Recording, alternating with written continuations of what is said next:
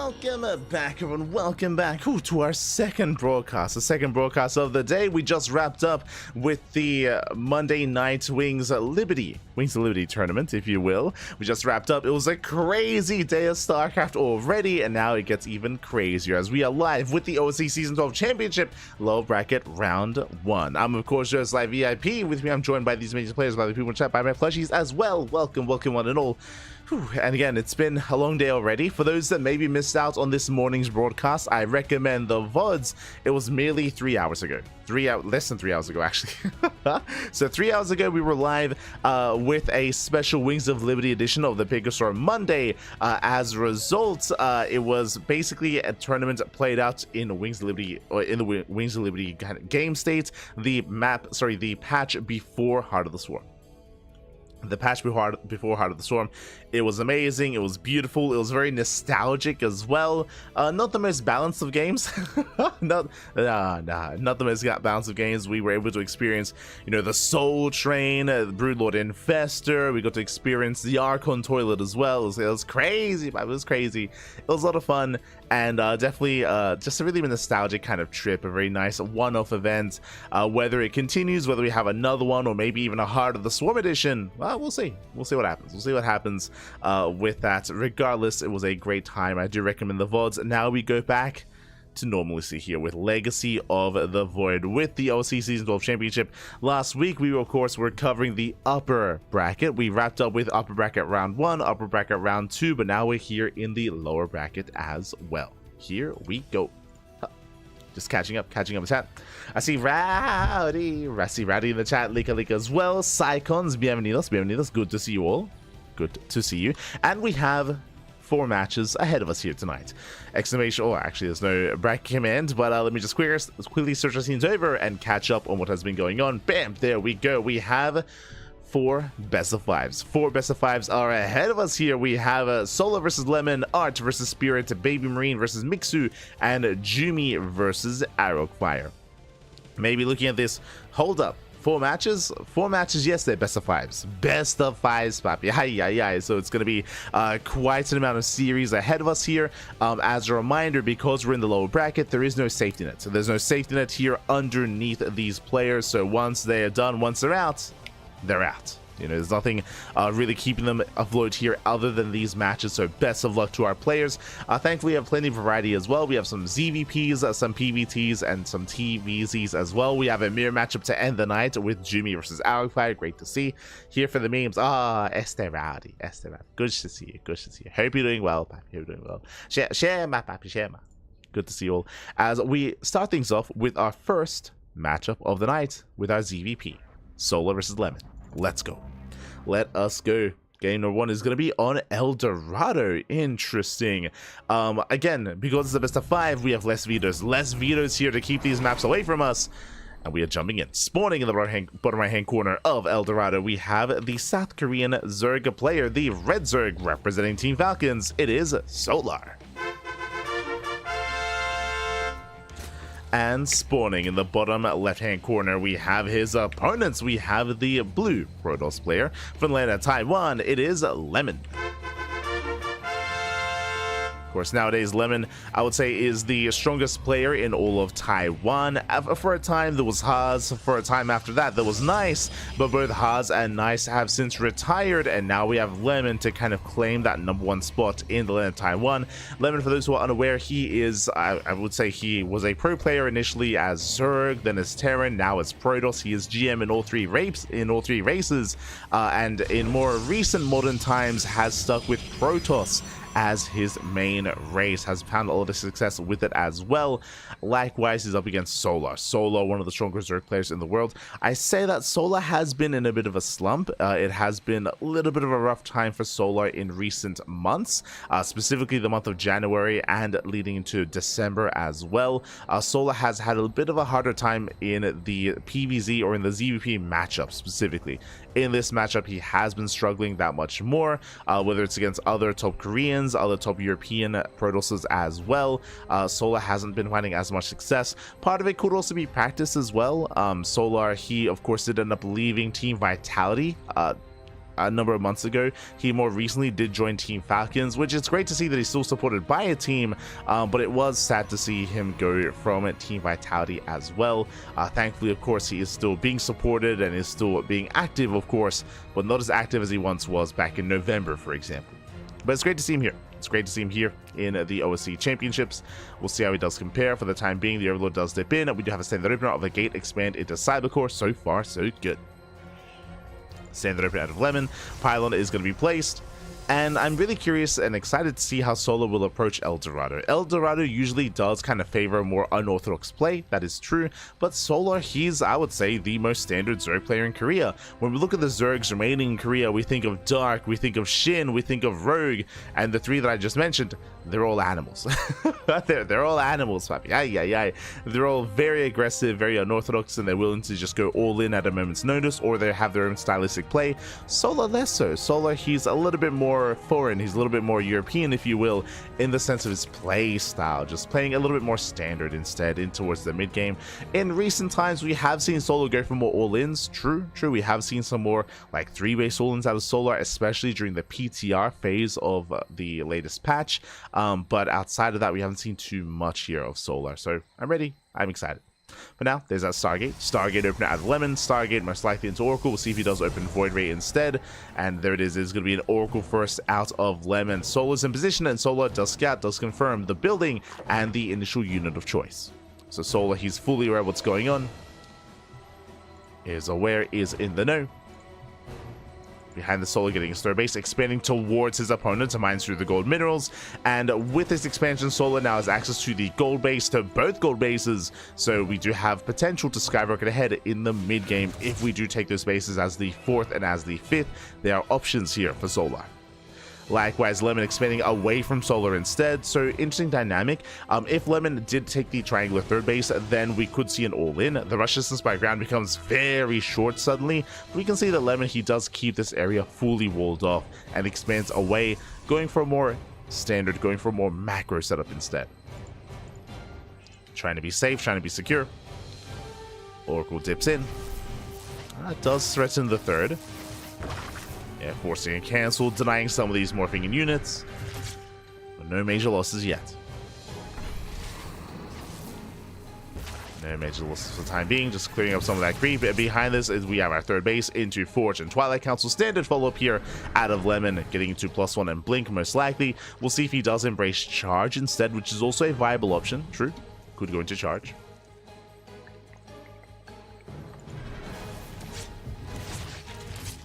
Now Lemon, he is denying creep, keeping tabs on Solar, and there it is, standard follow-up, +1 and Blink. Once again, nothing crazy. Solar poking in, gets eyes on the third base, can't quite do much about it, will retreat, and we are going for a lair first. Interesting. That is a lair before Roach Warren and before gases. I mean, we're not too far behind when it comes to our tech, so lair, gas, now Roach Warren, Eva Chamber, building up towards Roach production. So far, safe play here out of Solar. The earlier Eva Chamber is a bit of a tell. There is no earlier Eva Chamber for +1 melee, so this could be +1 range into Roach Hydra. That's the direction that I'm leaning in towards for the time being.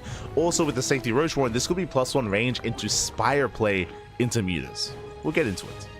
But now, Lings, they poke in.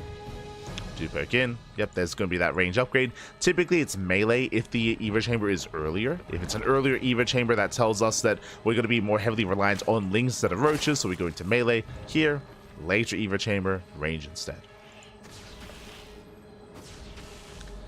There's that to finish. The question becomes, do we go straight for the Hydrogen or do we go for a Spire? My eyes are on Solar. We have Roach speed on the way. Overlord is going to be sniped. Behind this, Solar taking his gases here at the natural, taking his gases at the third base, getting up to 6 gases. And the 4th base. And where is that tech for now? Just building up his Roach count. Do you see Lemon is going to be the first to move out? Blink is going to finish up in a couple of seconds. He can poke in, he can deny creep. And Solar, he is cutting worker production. He's cutting workers here at 68. That's 3-way saturation. He's cutting workers, and there's the tech. It is not a Hydrogen or a Spire. Infestation Pit. Okay. you have my attention. Are we feeling Swarm Host? Stormhost play is viable and is seen more often on this map than any other. The reason for this, I mean, we'll get into it as Stalkers do poke in. Oh, shaving off some links. Falling back to the station trap. But the reason why it's almost more viable here is because of this terrain. The area right outside the main base is prime here for Locust Waves, for Stormhost. See if we can get there. We'll see if that's the decision of Solar for now. Do you see Lemon poking in? Trading with the army. Infestation bit is now done. And Solar has to deal with the immediate problem of these Stalkers. Trying to bait out that stasis. Last not able to. And we have the answer. Infestation bit into a hive, into hydras. Okay, so it's going to be Roach Hydra out of Solar. He's just taking up even further. Again, just more safe standard play out of Solar, which is what we expect. I'm like, yo, is he crazy? Gonna get up to into Swarm hit? No. It's Solar. Meanwhile, Soul blinks here at 11, gaining ground. We'll lose a couple of Stalkers in the process. Does bleed out a couple of Stalkers. Behind this, we have our Hive on the way from Solar. Rushing to Hive Tech.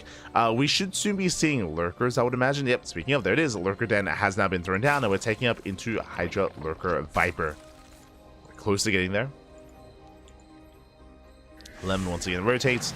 Now, what's important here is that Lemon, he has been trading, that is true. We can see here 2 Stalkers for 5 Roaches and 38 Lings. These are good trades here for Lemon, but ideally Lemon wanted more economic damage. Unfortunately, with the way that he's poking in, Lemon, he isn't threatening the 3rd base or threatening the 4th. The 3rd and 4th bases are very safe here for Solar. You could argue that maybe Lemon did deny the gold base from being taken, but outside of that, he hasn't really gone too much. Solar, he can sustain these losses. Massing out more Hydras. Lurker Den is almost done. And behind this, Lemon doesn't really have any further tech. I mean, he's working towards charge and +2. That is true. A very gateway heavy composition. Because Templar Archives is done. Storm as well. Okay, we got Storm. We're good. High Templar are ready. 5 High Templar back at home. Gathering energy as we speak.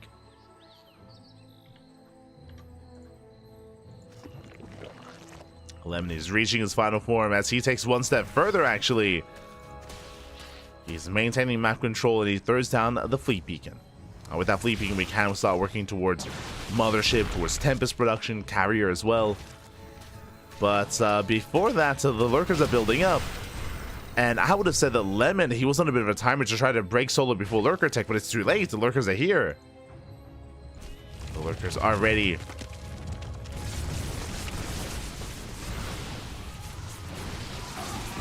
Zealots are going to be shut down. A couple of drones are going to be falling. Likewise, Prism into the main. But Roaches, they keep up as well. Solar, he defends. He shuts down the multi-pronged aggression. War Prism towards the 3rd base. Towards the 3rd. Up. Spine shots going up. Roaches, they keep up. The Queen is going to get sniped. But just the Queen. The Queen goes down. Prism barely does escape, but takes a lot of hits. At the same time, the main army moving out. And we have those Storms, but where are they? Zoning Storm. And the army doesn't care. The army just keeps on pushing. Ooh. Dive on the Lurkers, but there's 3 more behind this. The punish is real. He snipes 2, but he gets shot down by the other 3. And with that Solar, he's just rallying across the map. There's not much of him to defend. Lemon, he threw away too much. So, because they're coming in, they walk into those Lurkers. GG gets called, and Solar, he pulls Lemon apart and takes game number 1. GG. GG, well played. Solar again having a pretty solid game, playing very safe as well, you know, going for a lair first into a safety Roach Warren timing, into Roaches, into Hydras, like nothing crazy, nothing fancy there out of Solar. We did see that Lemon maybe had some opportunities to counterattack, that is true, but if you recall, he never really did anything with his Storm timing, which I was really concerned by. It's one of those things where Storm hits first and there's a window of opportunity where the Protoss player can try to break the Zerg with Storm before Lurkers. Storm finished, and Lemon just kind of stayed back. He just kind of chilled there. He didn't quite move out at the time. He went for a later push instead. By the time he did, then the Lurkers arrived. Then the Lurkers did arrive, and with that, Solar had a much more secure defense. And GG. GG, well played. Ooh, Solar takes the lead in the series, and now we're jumping into game number 2. It's going to be on Whispers of Gold. Let's go. As spawning in the bottom right hand corner of Whispers of Gold, we have the red Zerg player representing Team Falcons, leading the series 1-0. It is Solar. And spawning in the top left hand corner, we have his opponent. We have the Taiwanese Protoss player. We have the Taiwanese Protoss representing Team Little Fairy. It is Lemon. Here we go. So players are going to be opening up. And welcome one and all to Whispers of Gold. Again, this is one of the smaller maps in the map pool, known for more aggressive plays, known for more aggressive styles. And that's what we expect to be seeing here from both, if not, or for either player, or if not both. We've seen a lot of three-way all-ins. We've seen some German taxis, some queen walks across the map. It's all happened. It's all happened here on Whispers of Gold. Even some Bane bus.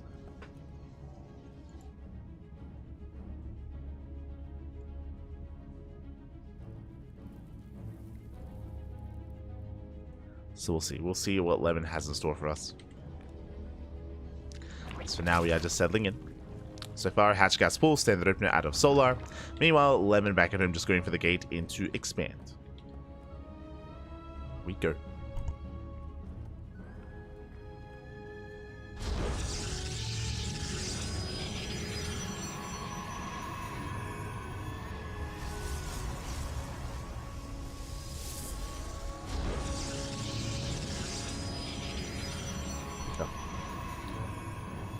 You're also going to cast a Lima League? Yes, we cast a Lima League every single week. We're going to be casting a Lima League in 15 hours. For those that are curious, I guess I should quickly go to this. A Lima League is sponsored by Chijik. Chijik is a Korean streaming platform, so you can only live stream a Lima League not on Twitch or on YouTube. You have to live stream it somewhere else. It is exclusive. We used to do it. We used to live stream it on Chijik as well. We would be the official English stream, but no one watched it. Like the problem there is that it's not very friendly to international viewers. It is a Korean site, so everything's in Korean. It isn't translated to English, and routing and watching can be quite difficult. So alas, people weren't watching it, so we were like, you know what? We may as well just cast via replays instead after the event. So in 15 hours time, or soon to be 14 hours time instead, we're going to be casting here on the channel via replays. Technically, we could cast it live, but I mean, yeah, no one watched it, so there you go. That's how we do. Where can we watch live games? You can watch it live in Korean. Hold on here.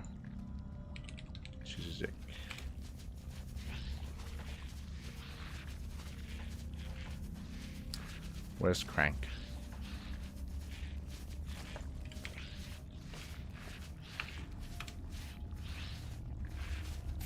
Crank J1 Choi. As devs say, thread in the shade. Hold on, I'm trying to find Crank's channel. Where is Crank's channel? Hold on. Ali Malik.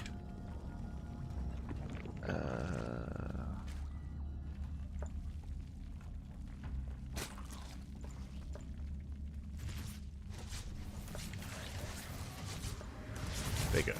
As the Oracle dies, I was having to make. Ooh, the Oracle goes down. Brutal loss. My apologies. Sorry, I was just finding a link to the lovely people in the chat. There you go.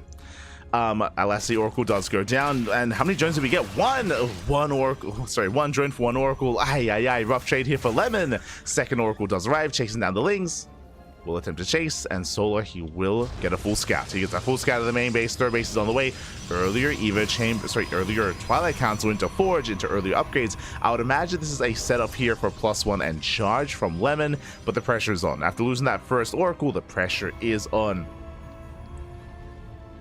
If nobody watches the stream in the forest, doesn't make a sound. True.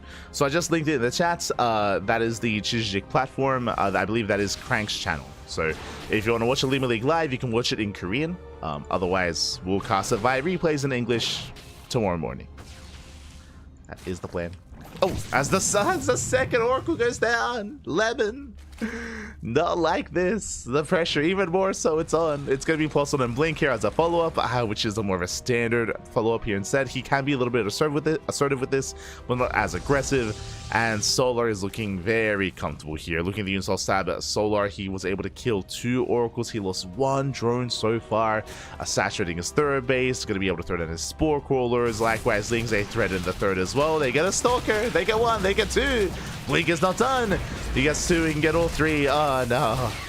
And things are going from bad to worse here. GG gets called, and Solar, he will take game number 2, taking a 2-0 lead in the series. GG. GG, well played.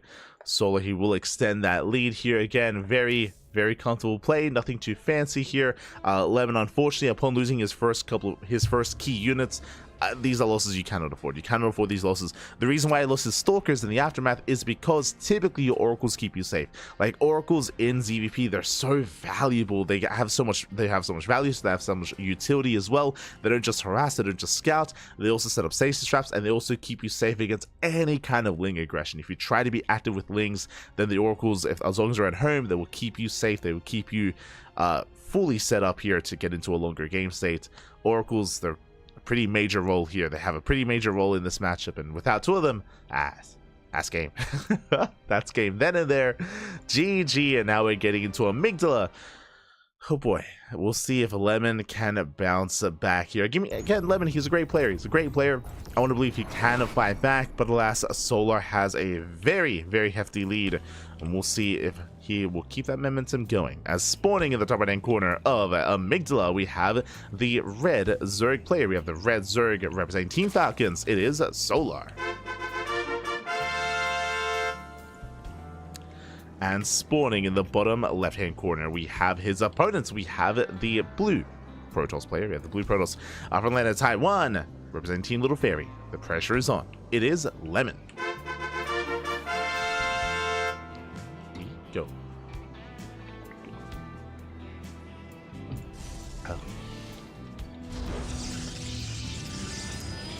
But yes, we do have our own Chijik channel as well, which we used to stream to, but again, viewership wasn't really a thing there, so we stream elsewhere now.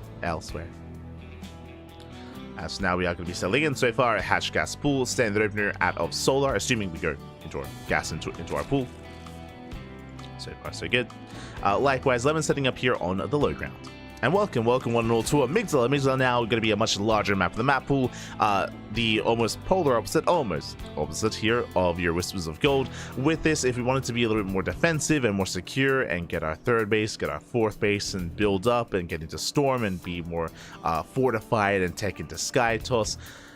I don't really know if Lemon's that kind of player, though, is the thing. I mean, he might be one to be more comfortable there, but we've yet to really experience that.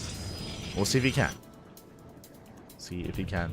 Here we go.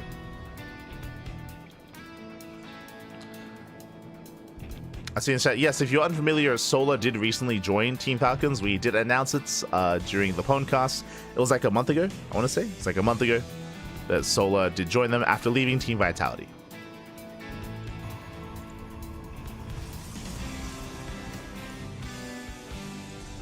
As Lemon is setting up. He's going to be setting up. Likewise, Solar now going for his third base. Interesting.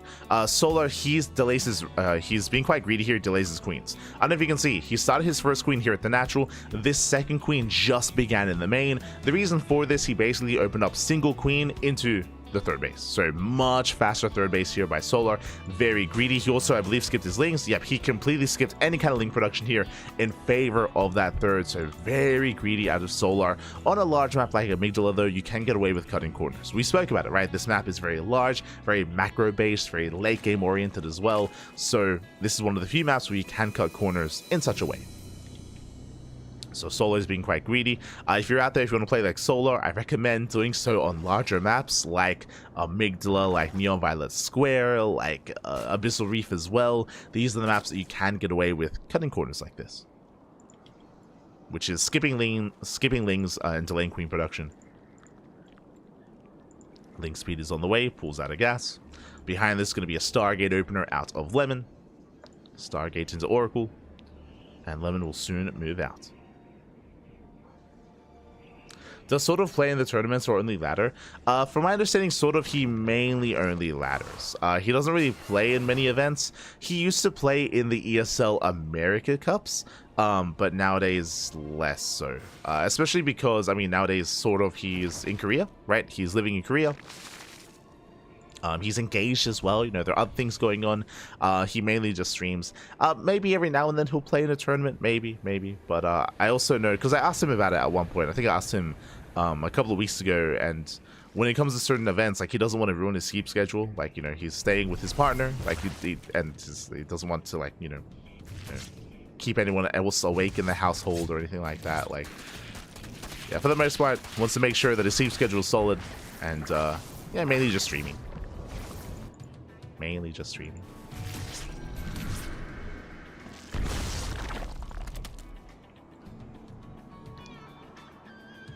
As you see, Lemon rotating into the main. Denies one of the spores. Does get some damage done. Meanwhile, Solo still just happily droning up. Hasn't really sustained too much. Doesn't have a spore here at the natural. We'll lose one of the... Oh, no! Oh my god, not again. Just Lemon, calm down, calm down. 4 drone kills, I mean, 4 kills I should say, 1 Ling, 1 drone. Some nice damage here. It's okay.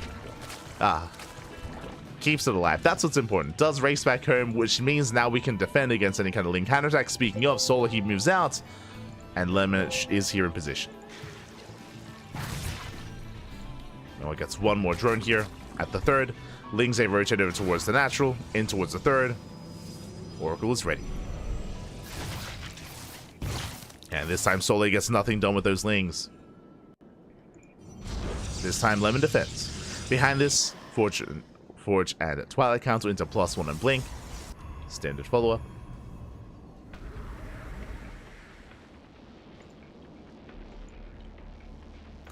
Routine, yeah, like he wants to keep his sleep schedule, like he doesn't want to, you know, shape himself after events that are going on to play and everything, right? What's a nice work-life balance? Oh no! As the Oracle does overextend. So I'd say work-life balance. What is that? What is that? Is that... we don't know that here. Smurge. But very nice snipe. Again, Lemon, he was a little bit unawares of the expansion. Now he does spot the 4th base, but for a price, does lose an Oracle in the process. Behind this, working towards Blink, now moving out. Question becomes, how many gateways? So far, 6. 6 gates set up here from Lemon. Is pushing and taking up into Storm. Lemon moves in. Station traps are setting up. Shama. Oh, good to see you. As the stasis trap is going to be triggered. Second stasis on the way. Does find most of the active tumors. Not bad. He does threaten those queens. So far, getting a roach. He gets 1. He gets 2. Nice Pigos. 2 roaches going down. Diving on the main army. Solar, he droned up to 71. A decent drone count here. Now focusing on purely Ling roach production. And Solar should be able to hold, but how well can Lemon trade? Oh! Lemon will lose 1 Stalker. 1 Stalker goes down. Does blink away. Stasis goes... Oh! Doesn't go up. Does survive. Stasis still active. Solar still not breaking through. Lemon poking in. To get nice blinks. Stasis once again gets faded out. He wants the other. Ooh, doesn't quite get it. Almost. Almost back. He's a spread here at 11. Still going to be forced back. Stalker's getting very low. We can see Solo going into Swarm Host.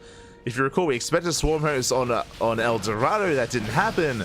We're seeing it here instead. A bold move, considering that Stalkers are knocking down the front door, but okay. Okay. Ooh, as I believe the Swarm Host was just scouted. Hand and shield batteries on the way. Stasis does not go up.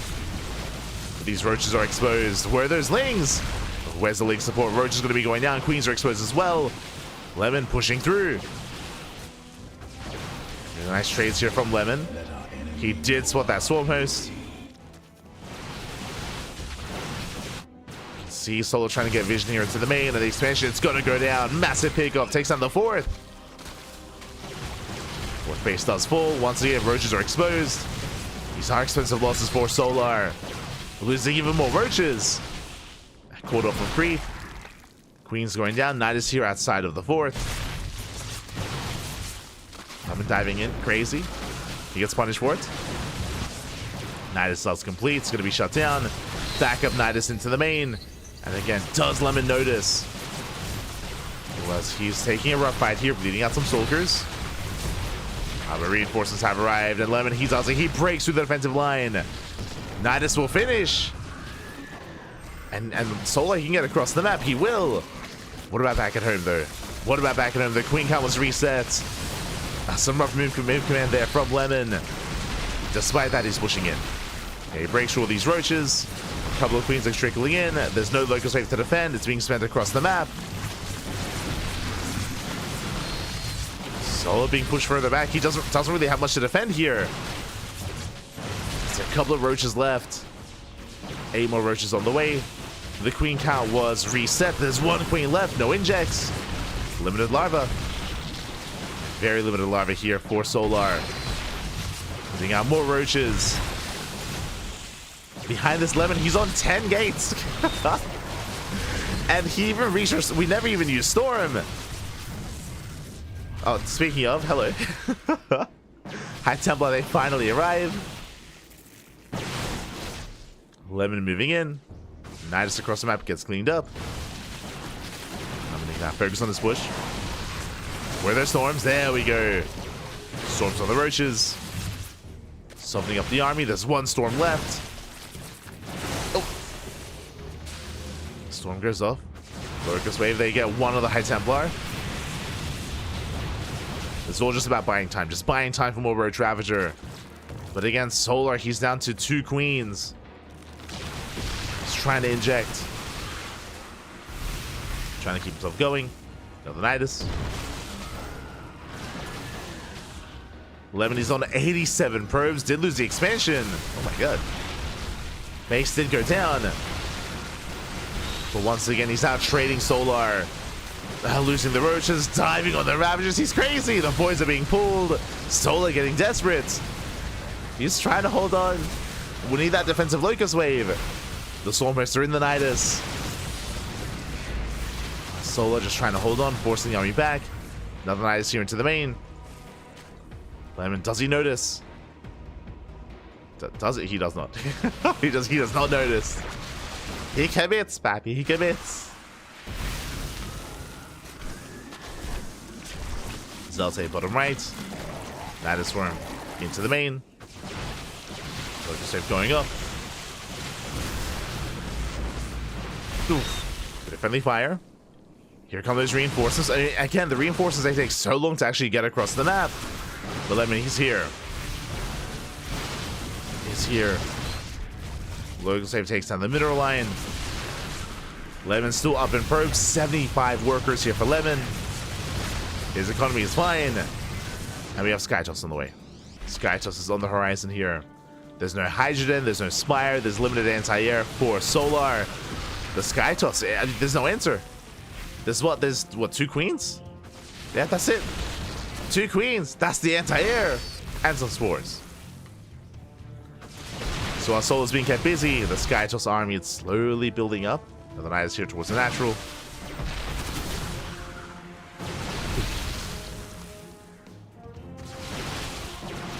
Clouds going up. Once again, the Ravagers are getting low. Getting another Ravager. Nidus does finish. Late reaction here by Lemon.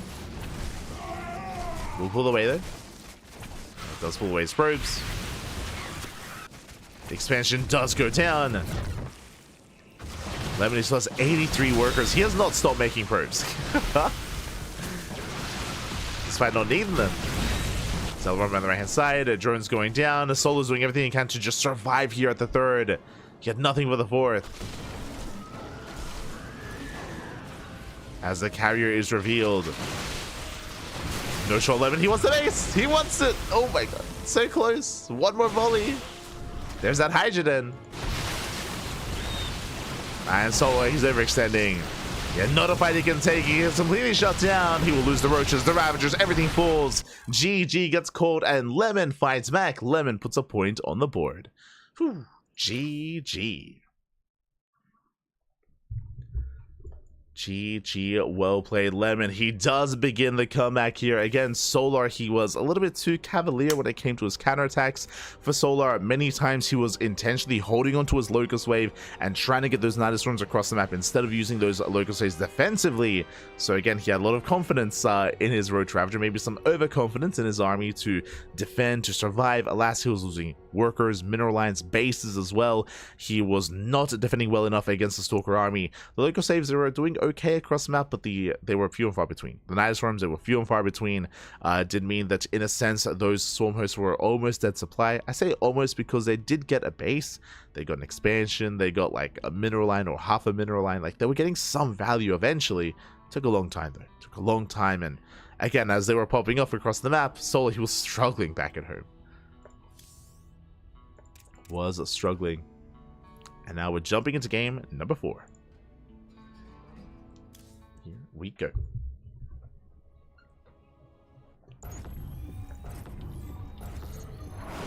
So we're getting into game 4 and spawning in the top right-hand corner of ley lines. We have the red Zerg player. We have the red Zerg representing Team Falcons. Whew.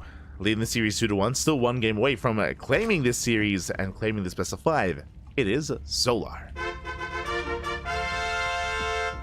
And spawning in the bottom left-hand corner, we have as opponent, we have the blue Protoss player. We have the blue Protoss representing Gaiman Gladiators. Oh, my mind was thinking of Shin because of the chat. Sorry, representing Team Little Fairy, it is Lemon. Not Gaiman. Let's go. So I'm asking about Shin. We are not casting Shin today. Not today. Not today. Shin, he is in this event. He is in this turn. He is in the OSC Season 12 Championship, but we'll be casting him most likely either later in the week or next week. Next week. As next week we'll be going over some of the later rounds of the event. We'll get there. Now that we're settling into our lower bracket. As a reminder, for some greater context, those who do not know, we are covering the lower bracket round 1 matches here. This is the lower bracket. What does that mean? That means there's no safety net. There's no safety net here. These are elimination matches. Players knocked out of this series are knocked out of the tournament. Oh boy. Meanwhile, Solo opening up with a hatch block across the map. Let's go. Does set up for the hatch block. Will disrupt the initial opener of Lemon. As Lemon, he's going to have to either pull the boys or wall up. Yep, Zelt's on the way. Throws down his gateway. And we'll shut this down. Eventually. Behind this, Solo going hatch into gas pool. So following this up in a more standard fashion. No aggression here, by the way. The pool is heavily delayed because of the 2 bases, because of the 2 hatcheries. So Solo is just focusing on droning. He's just droning up. Getting into link speed, trying to recover. And the big moment for Lemon is going to be the counterattack. We have 1, soon to be 2 Zealots, and then 2 Adepts. Cybercore is done, 2 Gateways into 2 Adepts, 2 Zealot aggression, and this can wreak havoc across the map. Solar, he has to be careful about droning. He can drone up somewhat, but once his army moves out, he needs to produce links. He needs queens and links to survive, otherwise he's going to be overwhelmed. Ooh, as Solar, he will actually let this finish. Hatchery does complete, so this will delay even further, but it also means that the base, I mean, that's going to be a kill, not a cancel. We have a pair of links on the way.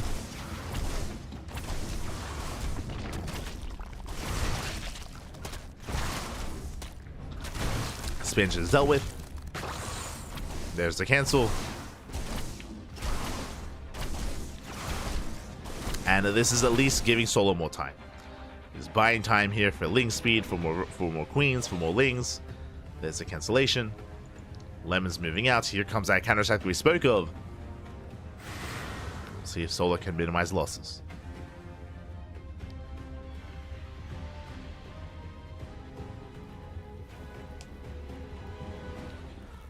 So it does move out. Natural's being taken as we speak. Lemon moves in.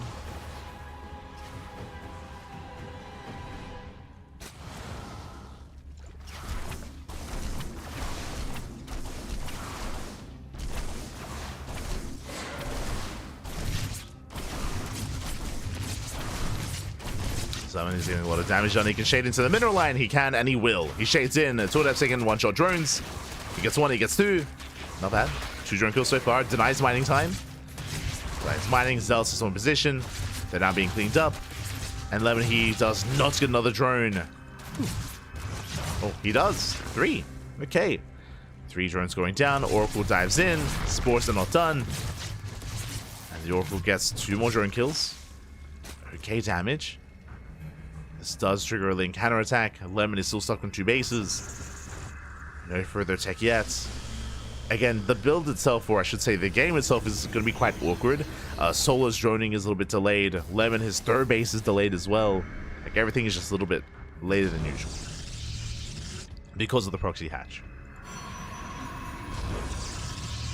So it's a bit of an awkward game state. So Father, Solo, he's recovering. He's droning.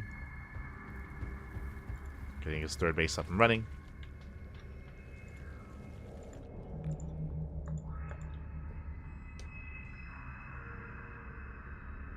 And there's that follow Twilight Council and Forge. We have yet to really see any Charge or Archon based play out of Lemon, so I'm going to assume that's not going to happen here. I'm going to assume it's just going to be plus on a blink again. As has been the standard for Lemon so far.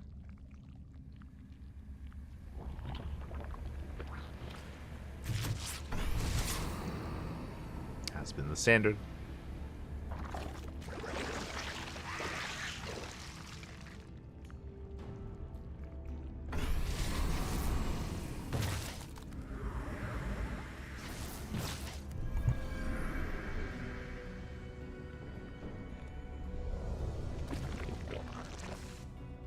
Lemon does poke in.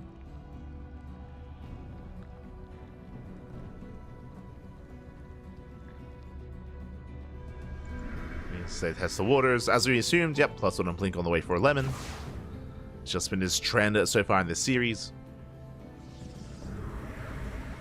And we have seen him trade very well, but again, a big reason as to Lemon's success on Amygdala was because Solo was so heavily invested into the Nidus play and into the Swarm host. An investment that never really paid off. And really it hurt Solo more than anything. This time I would imagine we're going to calm things down, play it standard, play it safe. Baneless on the way. Interesting. Baneless usually means that we're going to be skipping Roaches. It's usually one or the other, right? Either Link Bane into Hydra or Link Roach Ravager or Link Roach into Hydra. So going for the Banelings. Does tell us that Solo most likely he's just preserving his gas. Heading into that lair, heading into Hydra production.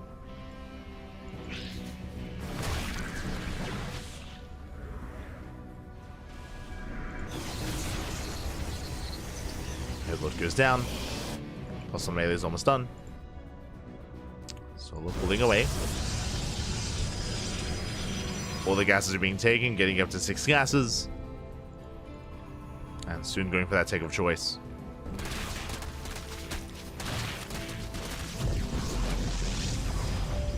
So Scorch get cancelled.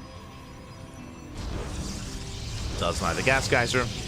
There's that Hydra that we spoke of. So again, just Link Bane into Hydra.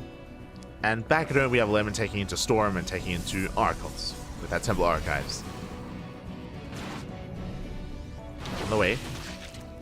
Solo getting ready for a massive Link Bane counterattack.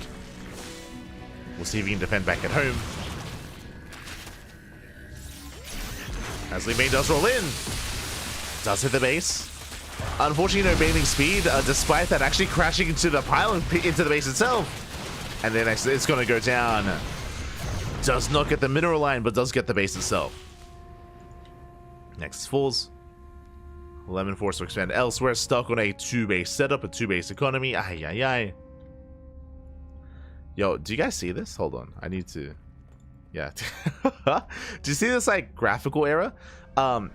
This is a very consistent graphical error that we've been seeing here on Leylines. Just saying. It's like every time we cast on ley lines, it happens. It's like a lighting glitch. Oh, it should be gone by now. Yeah, it disappeared. Oh, you can kind of. Oh, there it is. Jesus, you can like kind of see it, but specifically this location on ley lines every time. God damn.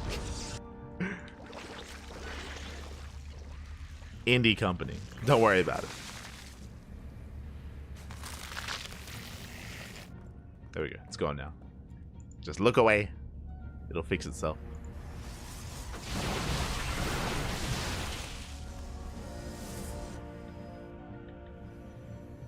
As Lemon is taking his fourth, double expanding. I mean, he's got a ways to recover here. Solar, after killing that base, he is miles ahead. He's got his 4-base setup. He's on 71 workers. He's maxing out on Ling Bane.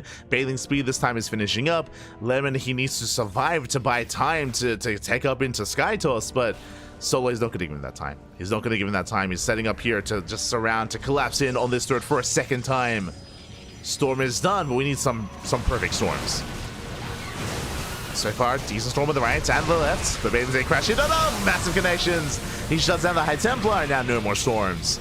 No storms left. GG gets called, and Solar will take the series 3-1. GG. GG, well played. I was not too convinced by the commitment into the Ling Bane run by. Didn't get the mineral line, but mate, you don't need bathing speed to crash into something stationary like a Nexus. So Solar, he just brought down the Nexus, brought down the base, left the mineral line alone, left it alive. With that, Solar was able to just skyrocket ahead. He was able to overwhelm, max out with Ling Bane Hydra, and unfortunately, Lemon just couldn't sustain his own army as he was lacking the economy to actually build up that third. Could not really sustain himself with that. GG, well played. Solar will claim the win here, and Solar will knock Lemon out of the OSC Season 12 Championship. GG. GG, well played. Solar, he will claim the win. My condolences to Lemon, but a shout out to our Protoss player here because, hey, he may have gone down, but Lemon, he did take a map. He did take a map. He did make Solar work for it. Again, it's scary. It's a scary thought just because we're in the lower bracket, so every loss is terrifying, and if you lose a series, I mean, you're done. You're done. You're out of the tournament. So in the end, Solar will advance on into the next round, and the question becomes who will face off against him as we are embracing that lower bracket. Up next, we have a PvT here.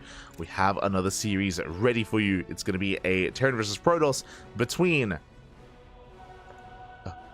Spirit and Art. Let's go. Let's go. Share my papi, share my... Now, we have a lot of Polish viewers in the chat. I mean, again, for good reason. We've been covering a lot of Polish events as of late, especially the House Galactic Battle, the offline event. And we'll see how Spirit compares to Art. Spirit, of course, he's known for his TVP. I would say, is this the strongest matchup? Ooh. Potentially. Spirit's strongest matchup being Terran versus Protoss. So this is what he wants. This is where he thrives. We'll see if Art can bring him down. As we are getting into game number 1.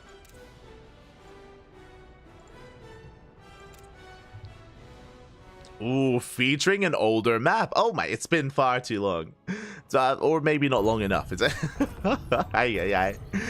As here we go, we are loading into an older map, spawning in the top left-hand corner of Gresvan. We have the Polish Terran player, the blue Terran. It is Spirit. And spawning in the bottom right-hand corner, we have the red Protoss player. It is Art.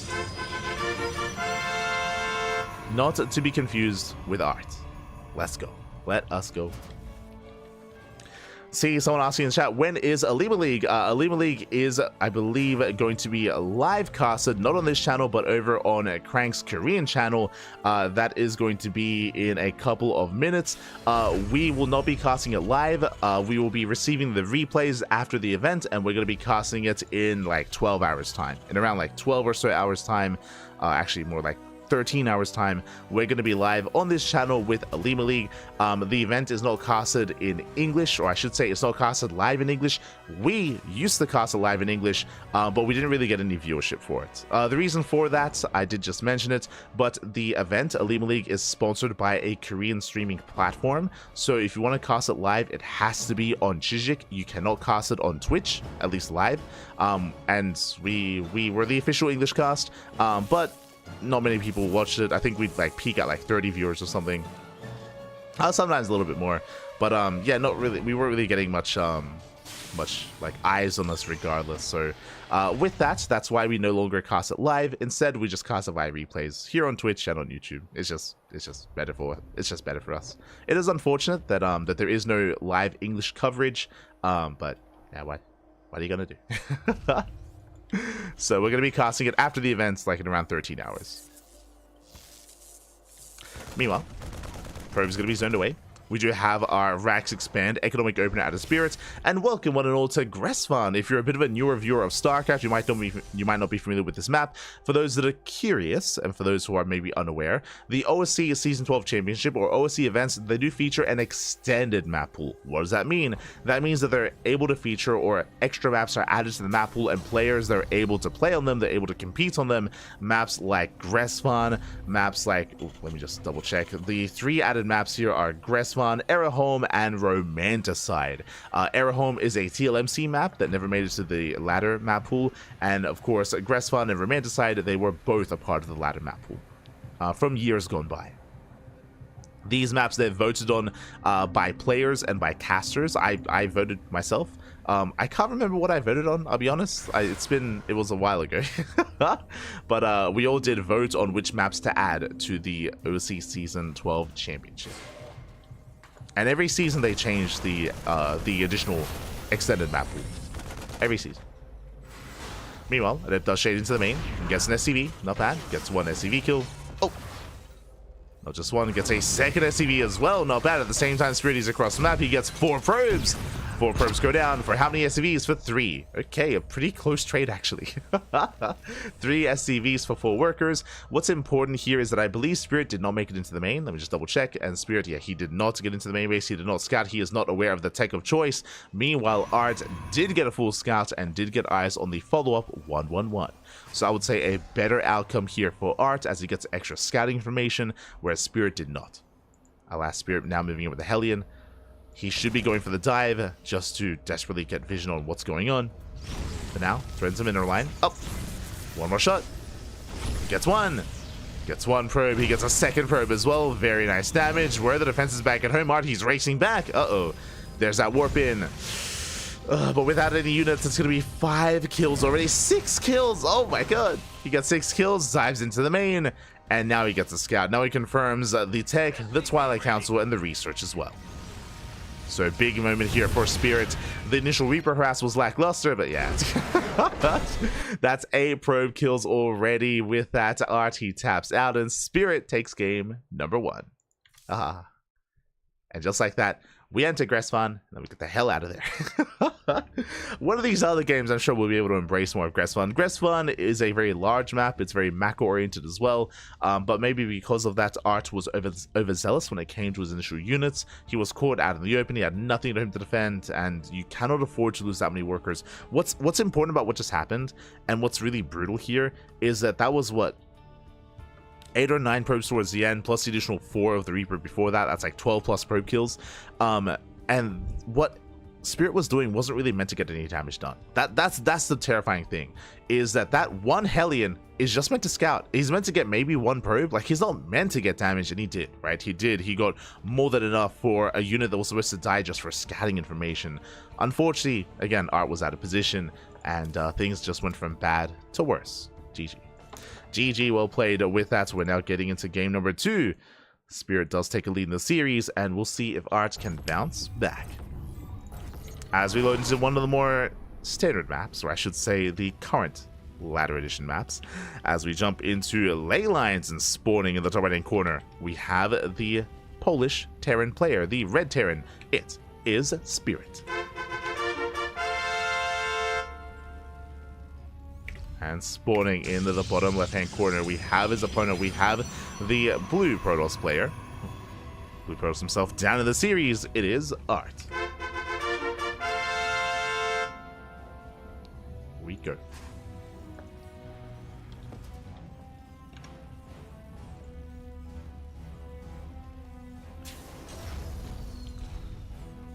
So we are going to be settling in.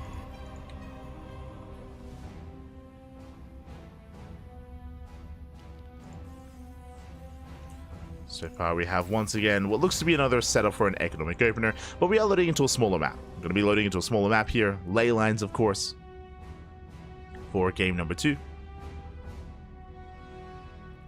It's a little bit more middle of the road. It's larger than, say, Whispers of Gold, smaller than, your amygdalas. Sounds weird to say. The map amygdala. You get me.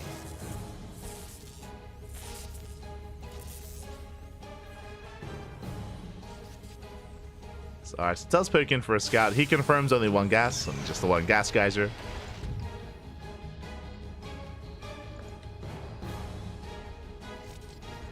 And from here, Spirit is going for the faster CC. So again, economic open out of Spirits. The probe is going to be able to block, is going to be able to delay. And Spirit takes his natural. Only delays by like a second or two. So just a small delay.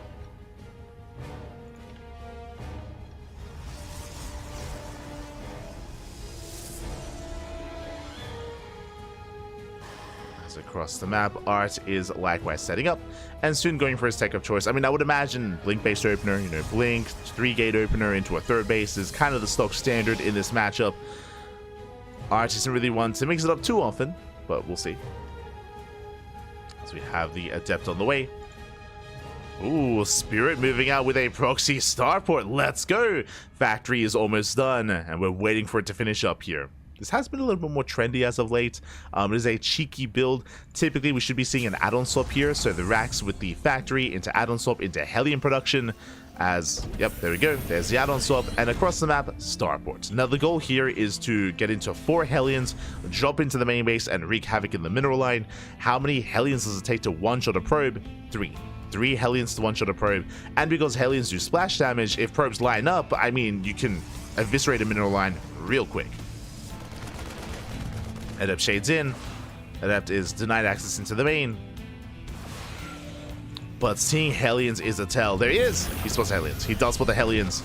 He knows, okay, it's not going to be a Widowmine based opener. It's going to be more aggressive than that. As making additional Hellions is a tell. And back at home, Art should be rolling up. Now again, for all Art knows, this could be like a big commitment into Hellion. And this could be not a medevac, but a Raven, but a Liberator instead. It could be a Hellion Liberator. Regardless, he does need to set up SimCity and get ready in the main. Shield batteries on the way. Shield batteries on the way.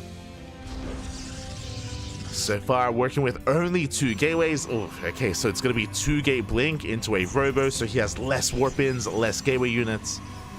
Here comes that drop. And here comes Spirit. Spirit diving into the main. Oh, does rush in. Sorka's trying to keep up. And probes are going to be going down. Hopefully they don't stack up too much. Oh, as they're... No, they're trapped. They're trapped! The Hellions! They get in! Hellion shots going to be going off, and thankfully the shield battery putting in a lot of work does save them. Whew. Does save the probes. Hellions to get shut down. And Art holds. Art does hold that MVP shield battery. Likewise, SimCity working a little bit against Spirit there. Things got a little bit dicey. But Art defends. With that, Spirit, he backs off, back across the map, getting to his own 3-1-1 setup. Rax is on the way, starport floating back home, and the game will continue. Okay, we got a game. We have a game on our hands. We have a series. As Archie is going to be committing to a further gateway composition, extra gateways on the way, Fortress +1, and more importantly, charge. So, Art, instead of taking into a Bay, into Colossus, into splash damage, is going for something more gateway heavy, gateway centric, at least for the time being. And this can be a good way to shut down a more aggressive Terran player, to try to punish a tank move out, and earlier sim timing. See if Art can build up.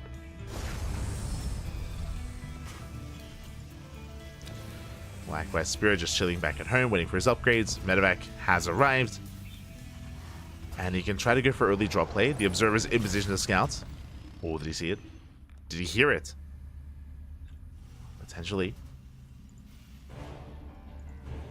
So far being kept hidden.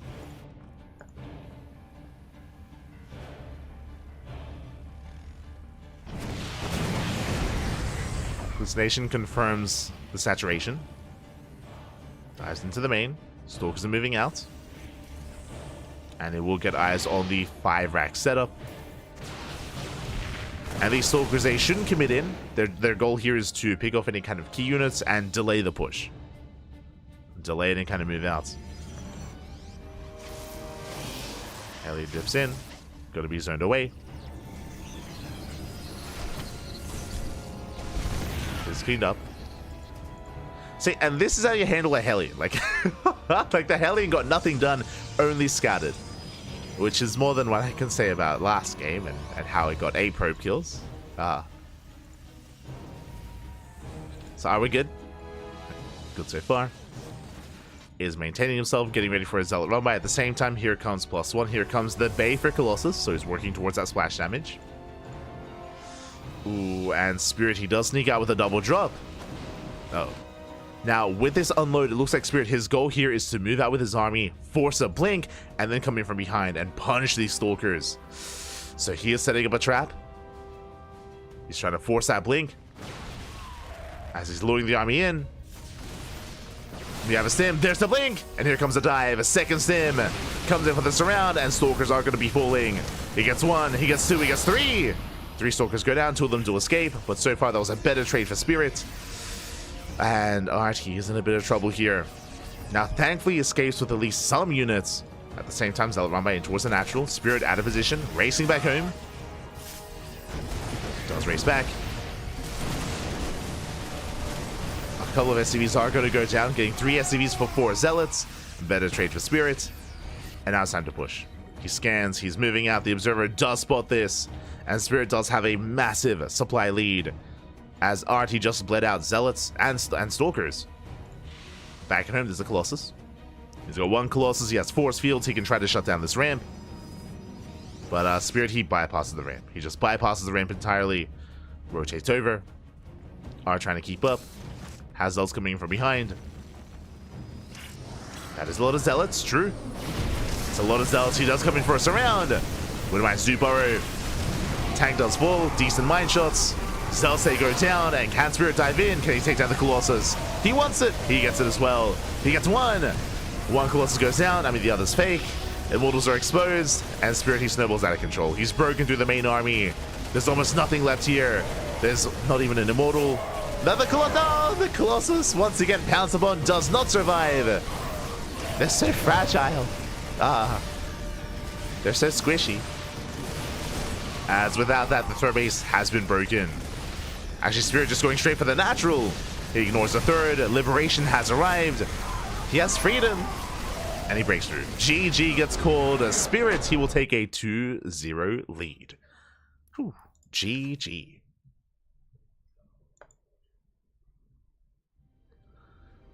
We'll take a lead. We'll take an advantage again. A strong start here out of Spirit. I will say that at least we had more of a back and forth here from Art. Game 1 was a little bit lackluster, I'll be honest. Game 1 was a little more one-sided.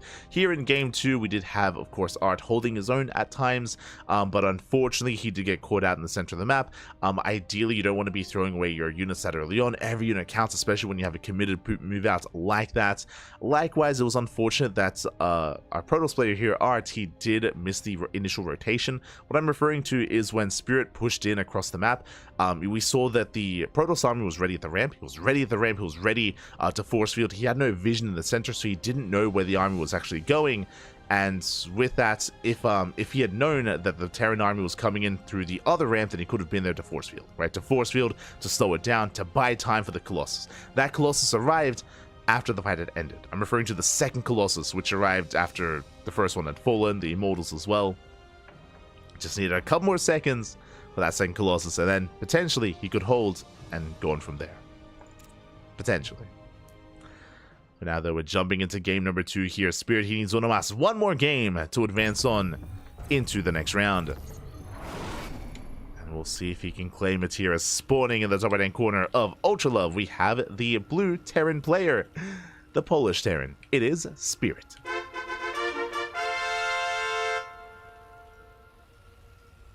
And spawning in the bottom left-hand corner, we have the red Protoss player down in the series. We'll see if he can recover. We'll see if he can bounce back and make a series out of this. It is Art. Likewise, Artie had a very nice defense against the initial Hellion drop as well. If you recall, it was 4 Hellions, and Spirit, he only killed 3 probes. So Artie had a much better showing in that second game than the first. But despite that, can he make a series out of this? And the pressure is on. He's up against the wall. Needs to bring it back here and now.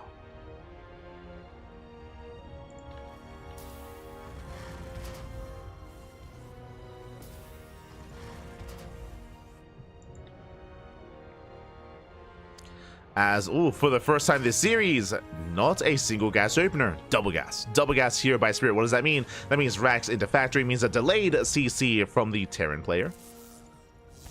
So delayed CC. With this can lead into early Cyclone pushes. This can lead into an early tank drop. This can lead into committed Banshee play, a more committed Widowmine drop. Again, with the faster factory, you get faster add-ons, and yeah, we can go into a couple of different directions from here. The world is Spirit's oyster.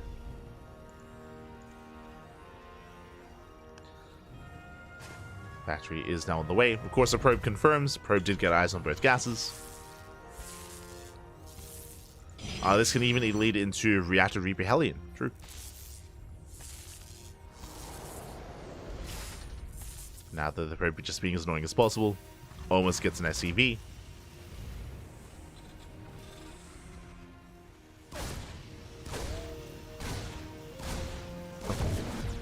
Probe goes down.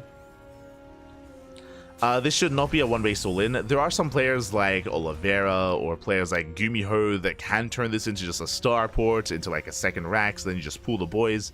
But Spirit, he expands. Does expand. He's not that crazy. And back at home, Arch is going for his own tech of choice. Once again, Twilight Council. Every game so far, just Twilight Council opener into Blink. At times 2-gate blink, or sometimes 3-gate blink. Has adjusted his gateway count. As a reminder, last game it was 2-gate. Reaper does rotate in, gets a full scout. He confirms.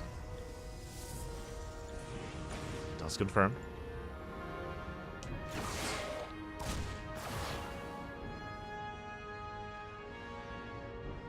Reaper does rotate, shut down by the Stalker. Nice defense here by Art. And back at home, we have confirmation as to what we were taking into. It is going to be the Widowmine into Tech Lab into early tank production. From here, we can even go for a tank drop. Shows the medevac. Yep, there it is. Tank drop. Okay. So we knew that it was going to be a more aggressive build here out of Spirit. Didn't quite know what. Now we have confirmation. It's going to be an early tank drop here, a very committed move out early on. You can pull a couple of boys with this as well, just to repair and to maintain that tank. It's on Art to figure out what's going on. As Art, he has no idea. He knew double gas, but that's all he knew. Which again isn't enough of a tell. Does try to shade in. Does at least confirm all the Marines, so he knows it's not a commitment into Mass Reaper. Gets one SCV, not bad. Gets one and is going to get another. And something that should be ringing alarm bells here is like, where's the army? Like, this is good. Like, 2 SCVs. Like, that's great. But something's wrong. What's wrong exactly? The army's across the map. Spirit, he's going for the dive. We have a second pylon on the way. Tank sieging within range of that pylon.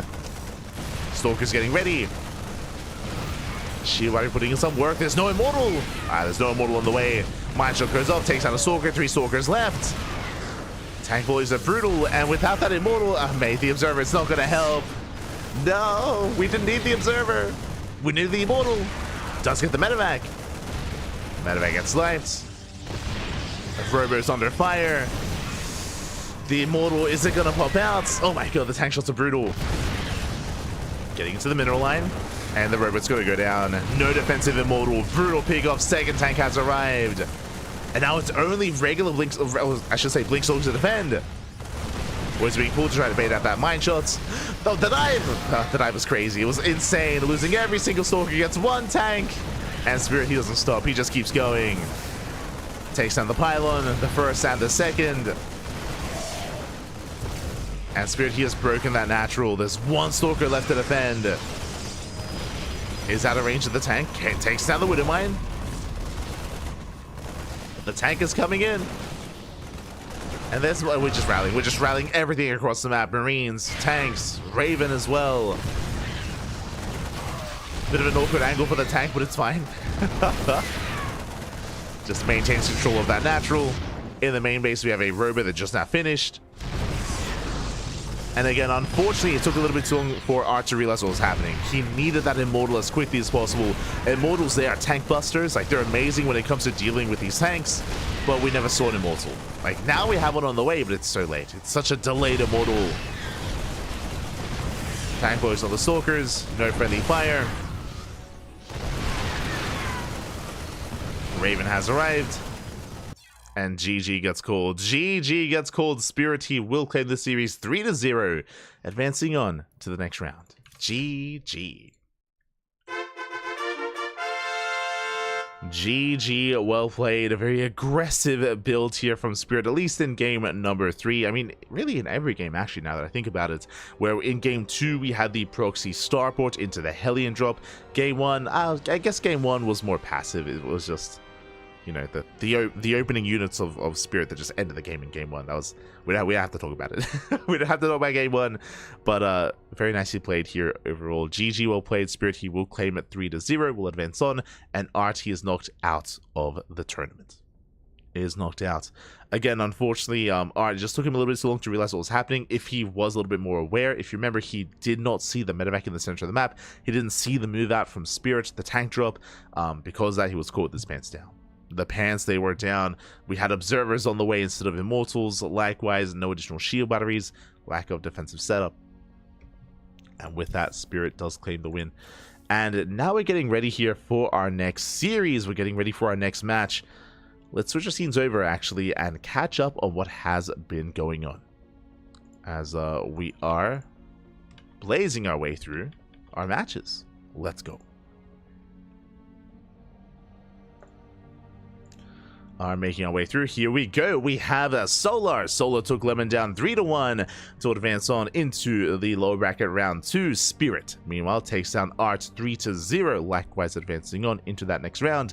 And we have 2 more best of 5s remaining here. We have BabyMarine versus Mixu in a TVZ, alongside Jumy versus Fire. I'm really excited to cast Fire. Very excited, just because Fire is one of those players that did pseudo-retire for quite some time. He kind of stepped away at the start of 2024. If you remember, he joined Matcherino Esports. I think that may have even been actually a little bit into 2023, towards the tail end. But he joined Matcherino Esports. He did join them alongside Estrella, alongside some of the other players as well, alongside Future and Demi, if I recall correctly. But then Matcherino, they were only around for like a season of WTL, and then after that, Fire stopped playing. He stopped playing and stopped competing, did step away. But recently, when I say recently, I mean December. So it's been just over a month. Fire, he made his return, and he has been looking very impressive. Very impressive as of late, so we'll get there. I do look forward to featuring him later on in the evening. For now, though, we have our ZBT. As we're halfway through the broadcast, we're going to be going on a short break. Here. We're going to be cutting up the broadcast in half. Take this time to get some snacks, get some food, get some water, get ready for the matches to come. After the break, we have the Marine versus the Mixu. See you soon.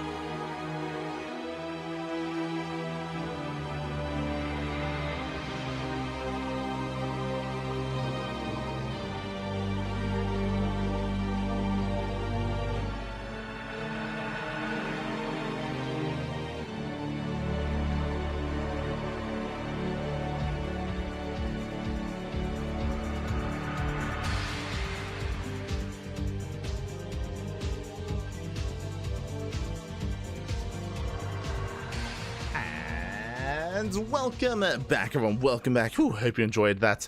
Hope you enjoyed that lovely brutal OSC as we returned with our second half of the broadcast. We just wrapped up with our first two matches, and we have two more coming up ahead of us. We have a TVZ between BabyMarine and Mixu, and a PvP between Jumy and Arog Fire. Here we go. I look forward to it just because it does feel like these players are a little bit closer in skill here. You know, no shame to either Lemon or Arch, but they were up against some of the titans in SC2, where Spirit is literally top 3, arguably top 2 Terran in Europe. They have Solar as well, who has a legacy behind him, so it would have been difficult for anyone to go up against either of those players.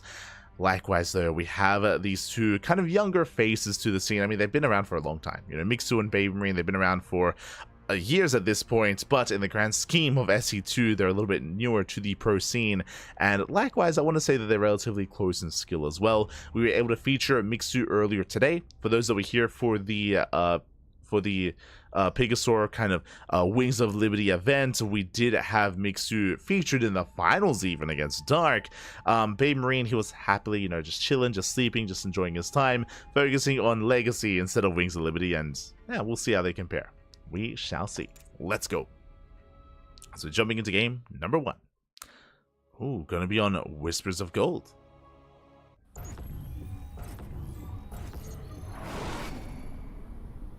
Oh, hello, login unknown. Gah, baby guy.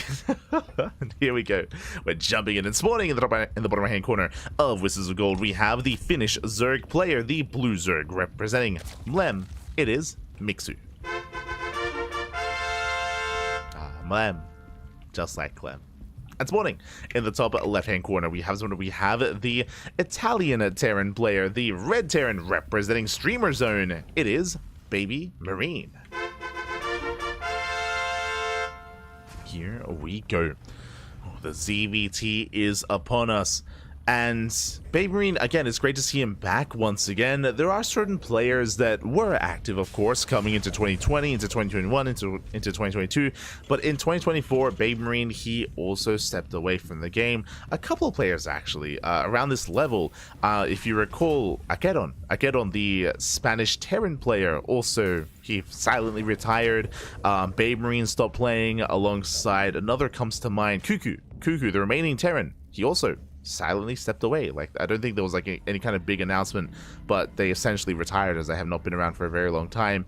Even Battle B as well was becoming a little bit less active, so I was concerned that BabyMarine was gonna be like Akedon or gonna be like Cuckoo and just kind of, you know, slowly step away, and he did for a time, and then he came back. You know, similar to Arog Fire. Arog Fire is just like them, where he was gone for a good portion of the year, and then he came back and suddenly became active again. Suddenly became active once again. He joined Streamer Zone. I mean, that's a part of it, I believe. You know, Streamer Zone, they did pick him up alongside Jumy, alongside Girl, alongside many others. This was back in like November-ish, like November, December of last year.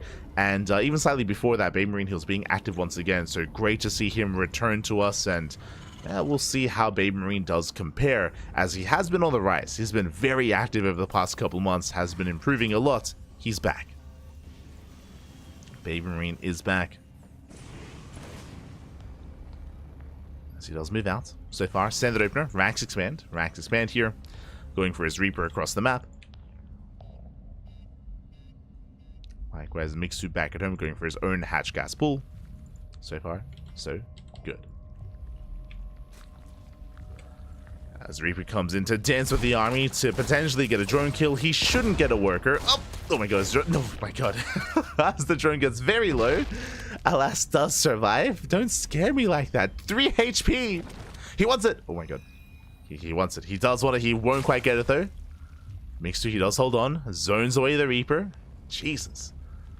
As Mixu, he will maintain his economy. You can see BabyMarine. Oh, the micro. He's zooming. Is denied, is zoned back, and Mixu will take a third. His third base is on the way, maintains his drones, saturates, getting into link speed, pulls out of gas, and now we can settle in towards that mid-game. Meanwhile, across the map, it is going to be a third CC before Starport. Economic build here by the Terran. So standard build out of the Zerg, economic build here by BabyMarine. From here, this can lead into Reactor to Reaper. Reactor to Hellion into those Banshees. Meanwhile, both tumors go down. Very nice snipes. And the Reaper barely escapes on 3 HP as well. Will heal up. And does delay so much of that creep. I mean, 2 tumors is pretty huge here for the first Reaper. From here, BabyMarine, he does try to get away, but Link Speed kicks in. And the Reaper is hunted down. The Reaper does thankfully fall. There's the add-on swap, so reacted Hellion into that add-on swap into Banshee. Do we invest into Cloak? Do we commit that much harder? But now Banshees are on the way.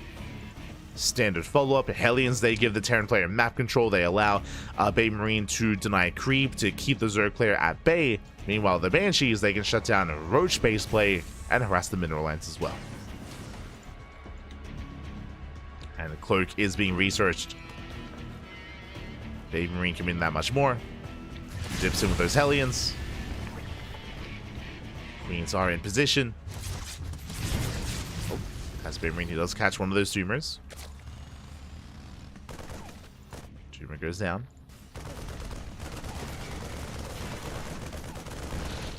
Meanwhile, the Overlord dives in. Is going to be a bit of a sacrifice, but Mixu does get a full scout. He does get eyes on the 111. He saw the researching tech lab. He knows the Banshees are coming. He is aware.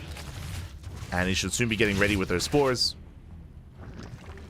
Now, thankfully, we're back in Legacy of the Void and you no longer need Evo Chambers. That's a reference to this morning. If you missed it, I did. It was a wild time.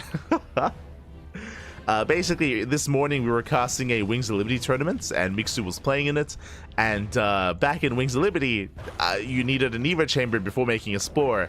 And let's just say that Banshees, they had their way with Mixu. It was it was not a pretty sight, Pat. It was not a pretty sight. Meanwhile, this time Hellions, they dive past the Queens. The boys are being pulled. A drone's gonna be going out. This is becoming critical damage. 11 drone kills. We get more. We do. Getting to 12.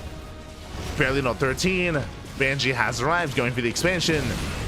Spores repositioning. Lynx are going to be able to clean up. They shut down the Hellions. Banshee going to be forced back, but the damage was done. That's 12 drones. And we're not done. BabyMarine, he's going to be committing here into something more, into something greater. That's a second and now a third factory. Magfield accelerators on the way. Hyperflight rotors as well. We're embracing Battle Mech. Not your regular Battle Mech either. Battle Mech alongside Speed Banshees and continued Banshee production. Oh boy. This is a style that was popularized last year by Ryung, by TY as well. I say last year. Actually, I want to say maybe even towards the end of 2023 into early 2024. Did have its stint for a while. Is that much more committed, true. Especially with those Banshees. Hellions, they threaten to dive. So far, Mixu is keeping up. And Mixu has yet to confirm what's going on. He's yet to confirm, I don't see a Roach Warren, he's going into Ling Pain. Which can kind of work here, but it's not going to be the most lava efficient. As ideally, you want to embrace Roach production. Ling pokes in, Baleen run by getting set up. Does get eyes on the base. And here we go, the Cyclone is revealed. Now Mixu knows. He sees the Cyclone. Banshee's dipping in between the bases. Oh. Going for the Queen. Not chance to use, but the Queen does go down. Ooh. Queen for a Banshee, better trade for Mixu. Getting up a second Banshee as well. And BabyMarine here extends, throws too much away, is going to be forced back. And behind this, here comes that Baleen run by, but last BabyMarine, he does realize in time, he does react, does pull away, and will save his workers. Solid reaction here from the Terran. Pulls away in time. Getting to Blue Flame. Macfield. Armory is done for +1. Double Armory even. For double upgrades. And now we get that Roach Warren. Now, my biggest concern is how delayed the Roach Warren is. This army from Mixu is going to be quite fragile. BabyMarine dives in. Mixu going for a counterattack. He's going for the natural. The Hellions, the Cyclones. Oh, they're going to get surrounded. Oh, no. They get trapped. They get trapped. Bailey's towards the mineral lines. SV is going to be going down. There's only so much that BabyMarine can do. As he tries to pull away massive connections. Workers are falling. Breaking through the wall, the army races back home. 24 SCV kills. Now, thankfully, BabyMarine, he does save his third. His mineral line, I mean, but I can't say the same for the natural. His 24 workers is insane, almost kills the 4th. Another Ramai is being set up. And Mixu is buying time and getting into more roaches. Again, thankfully, because he forced the entire army back home, he gets away with it just purely Link Bane, and roaches are building up. Not just roaches, infestors as well. Infestors on the way. Link's getting caught out. Main army pushes right down the center. And will deny the expansion. Fifth base is denied.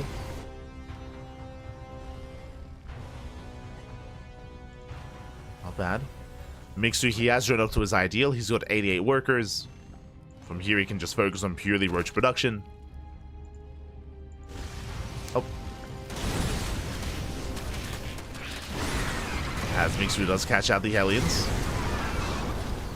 Tries to, at least. They still trade very well. They're trying to hunt down the Link Bane. Diving into a mid. Oh no! Diving into the middle line. Drone's going down. Army's out of position. Mixu is racing on over. And he will lose 10 more workers. Ay, ay, ay. I say 10, 12. Oof. Just 12. I mean, still almost a mineral line. And she's dive in. Gonna be zoned away by the fungal. They are zoned back. Last cloak gets activated, hunting down more queens. Mixu did well for himself, and Mixu, he is maxed. True, he is maxed out. BabyMarine, what does he have at home to defend? He's got a couple of tanks. Tank production has begun, getting to more tanks, less cyclones. Hellions are building up. Now pushing into a defensive line here, defending Terran and making Terran is not going to be easy. But Mixu, he does have the supply to work with. Might have enough. Mixu's knocking down those rocks.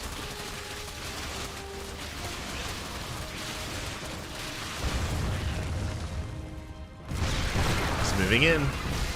He's pushing into a tank line, but getting into the mineral line as well. There's 3 SCVs, the tanks are exposed. He gets 1, he gets 2. Meanwhile, the army coming in from behind, but not that many cyclones. Does catch out some of those infestors though. Gets 1. It's 1 infestor. The tanks, they barely hold. The base is evacuated, and BabyMarine, he will save most of his SCVs. Save his workers at the same time. Banshees, they kill a base. They get an expansion. Oh, can he pile down the CC? Oh, can he get it? Oh my god, he can. Third base goes down. BabyMarine is stuck on 3 bases. And one of them's a planetary, not an orbital.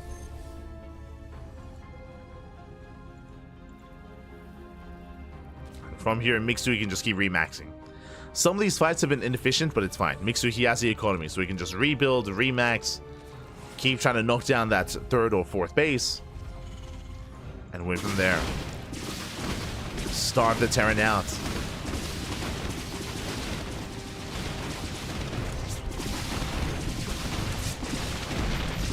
Meanwhile, catching out some of those queens. Getting 1, getting 2. 2 queens for a Banshee. Oh! Fungal's brutal. Mixu does shut this down. He's holding, he's recovering. Greater Spire's on the way, working towards Broodlords. Vipers are amassing. Infestors as well. Mixu refining his army. And BabyMarine, he's stuck at home.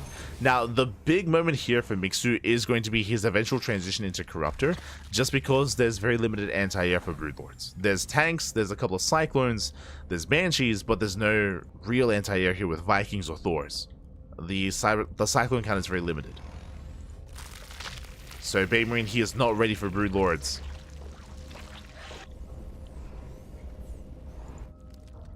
To be fair, Mixu isn't either. Like, the Greater Spire did just complete, but he has no Corruptors. He has to trade. Here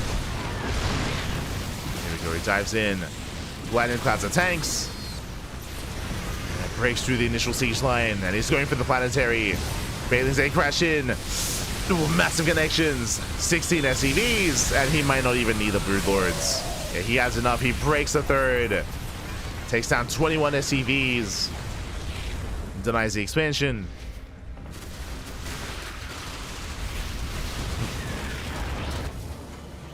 BabyMarine does get another base, does get another third, true.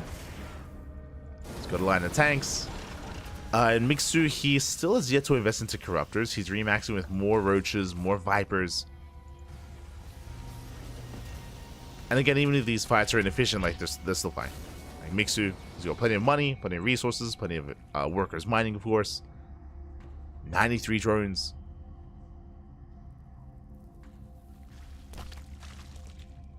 He can do it again. He can just keep ramming his face against this wall, and the wall is gonna break. It's happening. Once again, boys being pulled away. Bailey's a ram into a CC. They get a kill. Pushing forward. Again, the tank blows are brutal on the Roach Ravager. But we have 14 more Roaches on the way.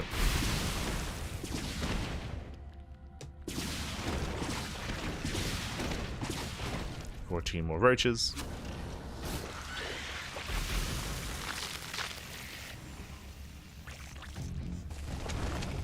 Do you think it'd be good to have just 1 or 2 Broodlords to attack from afar? No. You'd want as many Broodlords as possible. If you attack this with only 1 or 2 Broodlords, then you trigger your opponent. Oh no, it's the Viper's Rebellion. But you trigger the Terran player that you let them know that you have Broodlords, and then they get ready for it, right? Then they start getting into forward production. And then you kind of miss your like Broodlord switch advantage. But we don't even need it here. As Mixui breaks through, takes down 3 of those tanks. And again, he can just brute force the issue here. Resetting the tank count, busting into the mineral line. GG gets called. And Mixu will take game number 1. Whew. GG. Again, a very intense back and forth. We had BabyMarine roasting up mineral lines and roasting up drones. At the same time, we had massive Lingbane run-bys, getting into mineral lines and killing SCVs at the natural. In the end, Mixu did get the better of BabyMarine. He was able to cripple the economy, and with that crippled economy, he was able to build himself up and just maintain that momentum. It can be a scary thing if the Terran player takes an economic lead. If the Terran player is able to be up in bases or up in workers, it's terrifying. But if you're able to stop them ahead of time, then you can take advantage of them. I'm a little bit surprised that we saw mech here on... Actually, I was gonna say I was a little bit surprised that we saw mech on Whispers of Gold, but the style of mech makes sense. Basically, initially, it does seem like the Terran player BabyMarine, he wanted to try to go for an earlier kill, and wanted to try to snowball out of control early on. He failed to do so. The reason why I bring this up is because Whispers of Gold is a very difficult map to defend on. That 3rd and 4th base, there's no real high ground advantage that you have on some of these other maps, so it is easier to break this. It is harder to turtle on Whispers of Gold compared to Abyssal Reef, Neon Violet Square, Amygdala. Like, there are other maps where it is easier to defend, more so than the map that we just saw. But that's only if like the goal was to go for like a longer like turtle style. I don't think that was the goal for BabyMarine. The tell there is Hyperflight Rotors. Like, the fact that he was going for Battle Mech plus Hyperflight Rotor Banshee tells us that he wanted to pull apart his opponent. Like, he wanted to try to break Mixo ahead of time. Alas, wasn't able to. Alas, was not able to, and here we go. We're getting into our next game, and we'll see if BabyMarine can bring it back. As we're loading into a much larger map, we're loading into Frostline. Let's go. Here we go.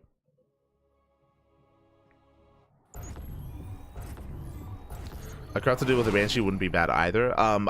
As we mentioned before, like, the reasoning why you wouldn't want to reveal like a Corruptor here or there is because you kind of take away that surprise factor that you're going for, especially in a longer game.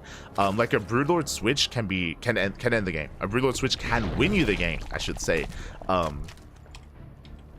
And if we had a more kind of like even game state, if we had a more defended BabyMarine who was able to fortify himself on 4 bases, then that's something that you want to try to like keep in your back pockets and make sure that your opponent's just making like Hellions and tanks and Banshees. But here we go. Here we go. We're getting to our next game, and spawning in the top right hand corner of Frostline, we have the blue Zerg player. We have the blue Zerg representing Lem. Leading the series 1-0, it is Mixu. And spawning in the bottom left-hand corner, we have the Italian Terran player, the red Terran representing Streamer Zone, down in the series, but it's the best of 5. It is BabyMarine. And the question becomes, are we going to see some Marines? Are we going to see some Marines? Are we going to play some bio or go back into mech? Welcome one and all to Frostline. We should talk about the maps here because, again, I do feel like they do impact the game quite a bit, especially with the play styles that we see, with what works, with what doesn't work. The map is large, true. It's a large map, very large, but similarly to Whispers of Gold, very exposed bases. This third base here, the fourth base as well, very wide ramps, very open bases as well, so it is a lot more difficult here to defend. Terran players we have seen have to invest heavily here into SimCity. You need a lot of depots, you need a lot of CCs, turrets, sensor towers. Likewise, isn't just about the size of the bases themselves, but how far away they are from each other, as it can be quite difficult to rotate between the third and between the fourth base. So trying to turtle and get into a longer game state can be difficult on Frostline, but I would imagine, just like the previous game, BabyMarine wants to be more aggressive and more active. He wasn't quite able to get the damage he was hoping for in game 1, but we could see something quite different coming into game 2 here. We could see him be more successful even as well. We'll see. We shall see.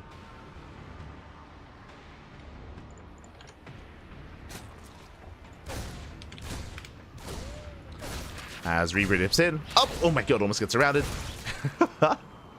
Does pull away.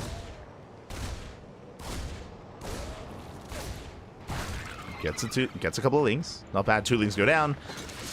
Oh, he wants a tumor, he won't quite get it. And is forced back. This time, a bit of a better defense. As a reminder, last game this Reaper killed 2 tumors. Was able to snipe 2 creep tumors here at the natural. In game 1. This time, forced back. Likewise, we do have our third CC on the way. Once again, economic builds here by BabyMarine. As we saw, this could lead into mech. I don't know if it's really wise to rely upon mech multiple times in a row. We'll see. It could be BabyMarine's preferred style. He does get the tumor. Not bad. Takes down the tumor, pulls away. And our eyes are on his setup here. We're waiting for that tech lab, waiting for the add-on swap, waiting for the Banshee follow-up. This hack lab is on the way.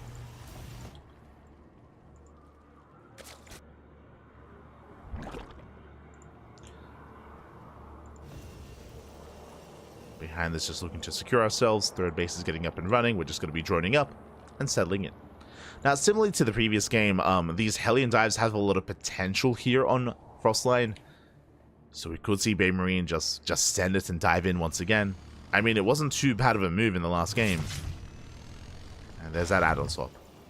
We have those Banshees. So far, the same build. So far, just 3 CC into Hellion Banshee, just like the previous game. We'll keep an eye on the production. We'll see if we go for an extra factory. As we have the tech lab here on the racks. Should be working towards those upgrades, towards Stim. Once again, snipes the creep tumor. Very nice moves here by BabyMarine. Tech lab is done. Catching out another tumor. The queen itself getting quite low as well. Oh, he gets the queen. Very nicely done. Queen does fall. Banshees are backing up. Would you see Mixu going lair first? Safe play here. Lair first should lead into a faster Baneley nest into Ling Bane. Oh, and there it is. We have the add-on swap. We keep the tech lab on the racks. It is going to be Stim into 2 more racks. It's going to be Bio, not mech this time. Let's go.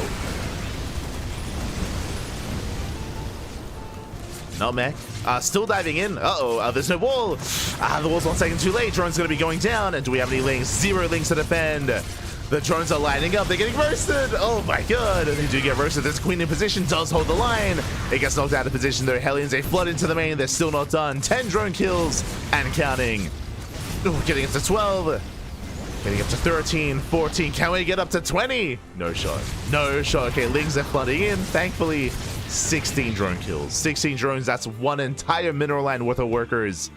Very worthwhile here for BabyMarine. Bearing in mind, behind this, getting to Bio. Getting to Marines. Banshees have arrived. And again, Mixu, he was caught with his pants down. He did not have any links to stop that dive. Just being a little bit too greedy there. So far, BabyMarine looking good. Looking good, looking strong. The pressure is now on Mixu to get some kind of counter damage. He's getting a 4th base. He's getting a 4th.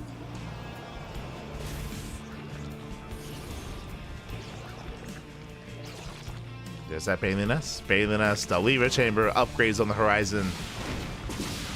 The Banshees, they look for another queen. Oh, and they barely don't get it. Queen survives. Banshees back off, they rotate.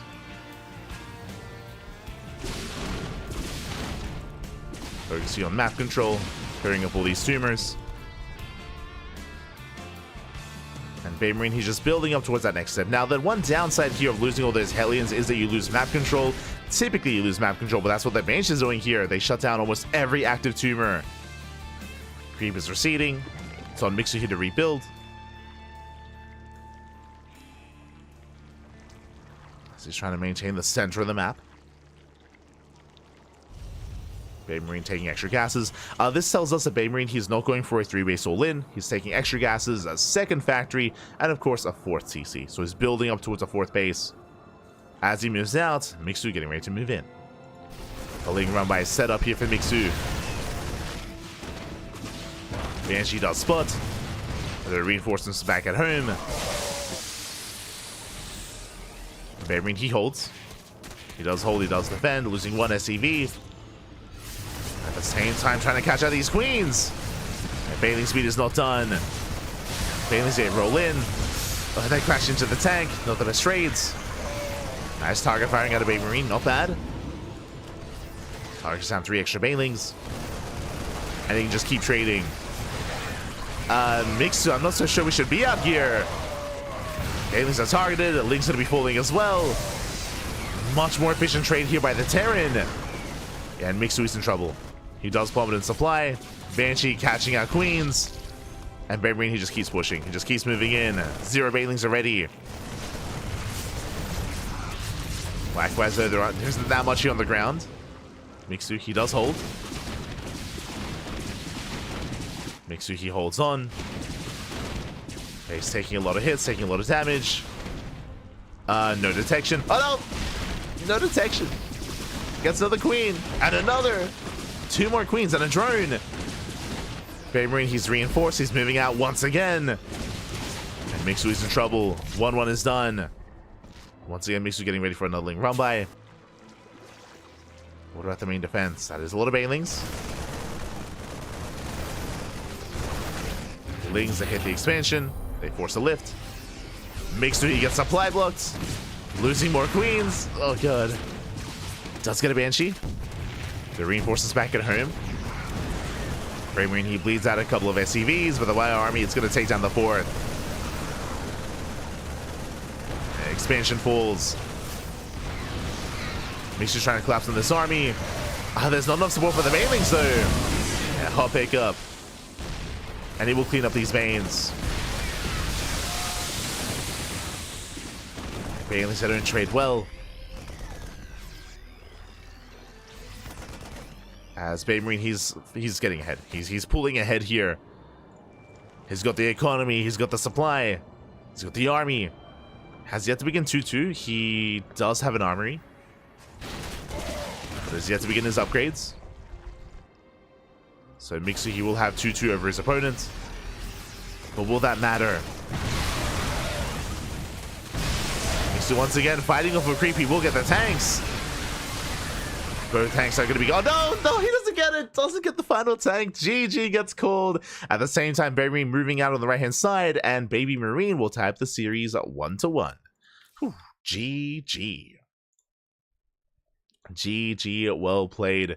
Whew, again, a very aggressive style out of BabyMarine. It all began with the Hellion Dive. The Hellion Dive, remember, it killed 15 drones. 15 workers went down. That is a full mineral line worth of workers.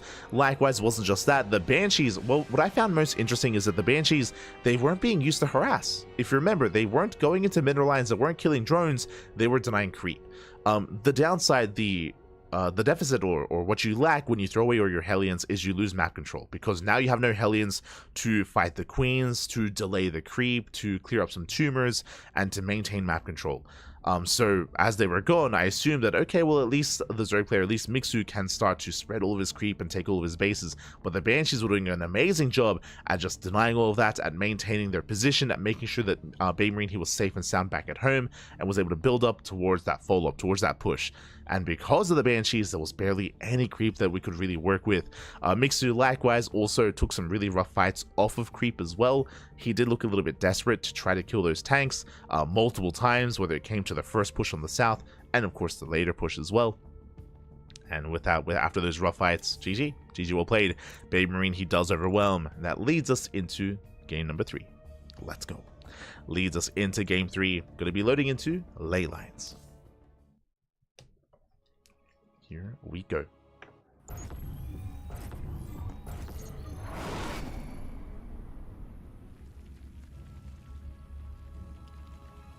And spawning in the top right-hand corner of ley lines, we have the blue Zerg player. We have the blue Zerg from Finland being forced into a tied series. We'll see if we can bring back. It is Mixu.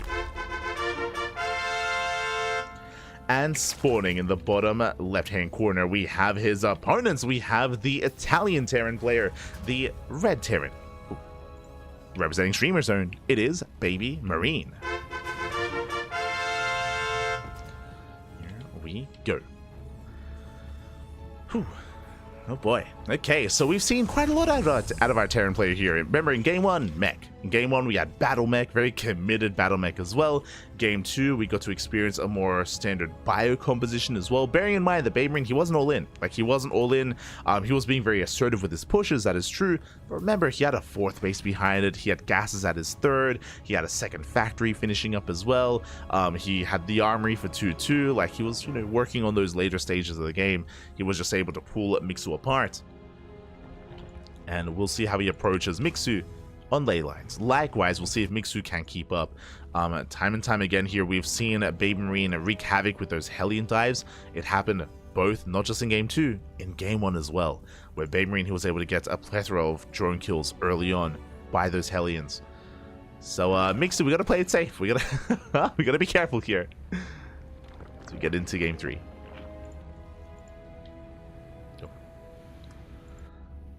Now to have our Overlord moving out. Going to be our initial hatch gas pull. Did have the extractor trick early on, but outside of that, nothing too crazy from our Zerg player. Likewise, BabyMarine just racks expand. And we'll see if BabyMarine does deviate from his opener, because his opener has been the same. Every game, 3cc into Banshee. Every game so far. I mean, it's standard for a reason, right? It is the meta. It's just a very safe way to open up. Very economic as well. As the first Reaper has arrived. 3rd hatchery is going to be delayed. Oh, we're going for the eBay block as well. Oh, which means the drone is under fire. The drone is in danger. SCV goes down. Here comes that Reaper. eBay gets cancelled, and the drone is gonna fall. Tries to get out of here. Up! Oh my god, barely morphs in that gas geyser. Whew. Does morph in the gas. Does survive, but the 3rd base is denied. As a 2nd drone comes in. Queen welding as well. Oh no! Drone goes down. Can he get 2? No shot. Gets 1 for now. Gets 1 worker. Mixu finally expands, but he had to fight for his 3rd base. Lost the drone in the process. Alas, he did kill at SCV. It was kind of a 1-to-1 trade, kind of. But not just that, Mixu is going to be stuck on 2 bases that much longer. So a nice start here for BabyMarine behind this 3rd CC before Starport. Likewise, standard opener out of our Terran. Same opener he's gone for every single game so far. No reason to deviate. But we'll see where he takes us from here. He does have momentum. Building up those Hellions. I think something we can almost say for certain is that he's going to go for a Hellion dive. I mean, it's been successful. It's been quite successful here. 2 games already. I'm hoping that Mixu does start walling up with at least his Evo chambers. Still a little bit early for that. The first wave of Hellions have arrived. They should just poke in. They poke in, they're deflected. So far so good. Banshee production has begun. Once again, going for the add-on swap into Cloak Banshee. And in bold move here by Mixu. Unlike some of the previous games, like previously in the last game, we saw Lair first. This time, double Evo Chamber first. So double Evo Chambers, this is for faster upgrades. This is to delay the Lair and likewise delay Baneling speed as a result, as the initial wave of gas is going to be spent on these upgrades instead. Actually, I say that this might just be for SimCity. Because of that Lair, which I was not expecting. So in a way, this is almost like an inefficient start at a Mixu, going for double Evo Chamber into Lair, because as you can see, like, there's no upgrades, right? We have delayed upgrades here for Mixu, but it does look like it's just so we can start to wall off and be safe. Now we get +1 Carapace, still no +1 melee, but he just wants SimCity, like he just wants a wall, which that's fine, it's fair, it's fair. Like after game 1 and game 2, like I understand, it makes sense. Creep is going to be going down. BabyMarine maintaining himself. Behind this, we have Stim on the way. Double eBay into Bio. Not Mech. Gets another tumor. And this time, Mixu, he won't lose 15 drones. This time, he won't lose any workers. I mean, he lost one at the start of the game. But he's secure. And now we can get into 1-1 upgrades. Now we can throw down the Baneling Nest. Again, Baneling Nest is a little bit later here because of all these upgrades, but he's going to be working towards Baneling speed. So far, so good. We're doing okay.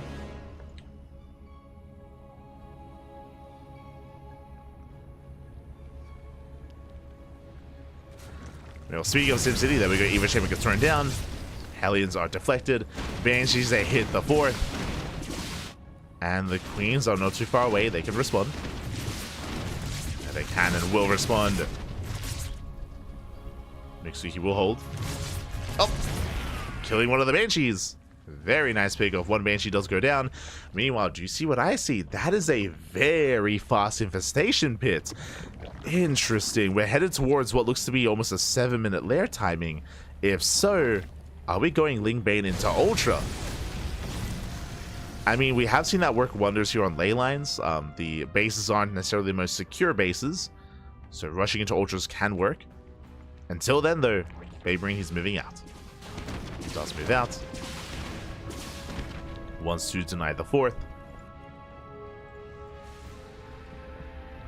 BabyMarine just trying to sneak up on the base. Infestation bit is done. Show us that Hive. Yep, there it is. Hive is on the way. 7-minute high timing. This does scream Lingbane Ultra. Now, there are some pros and cons to this kind of style. We'll get into it. For now, Marines, they dip in. They deny creep. They're setting up with an assault. As more reinforcements are on the way. It's not going to be an easy hold here for Mixu, but Baneling speed is about to finish. Gases are being denied. More reinforcements have arrived, though. As we have another drop coming in. And the surround is scouted. BabyMarine, he knows. Here's where the attempted surround. Tank sieging up. A little bit late to siege. Yeah, he's going to be forced to pick up. Mixu, he will shut this down. Takes down one tank, takes down the other as well. Yeah, there's no saving this. And with this, he holds. Mixu, he does hold. Did lose gas geysers, that is true, but didn't lose anything else. Still waiting for that Ultra Den. Ultra Cavern even. Oh, nice target firing. So far, Mixu, he's holding. Forcing the army back.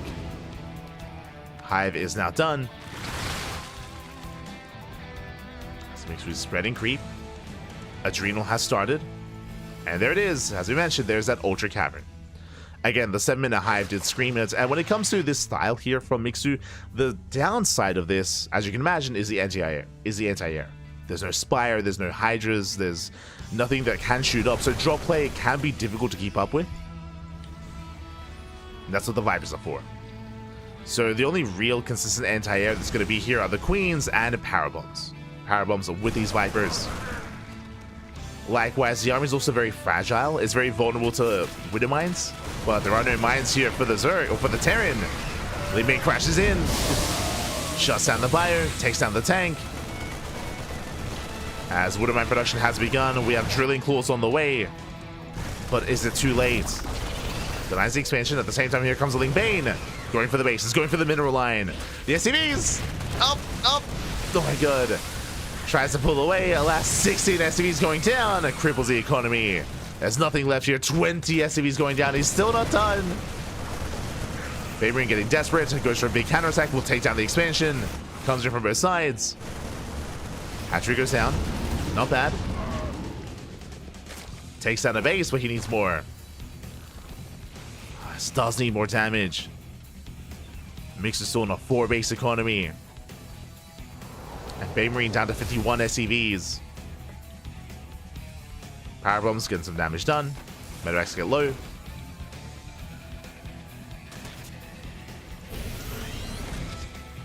Widow Mines are now setting up, but again, like, this is after the damage. This is after the loss of the SCVs. Slings are poking in. We have Infestors on the way.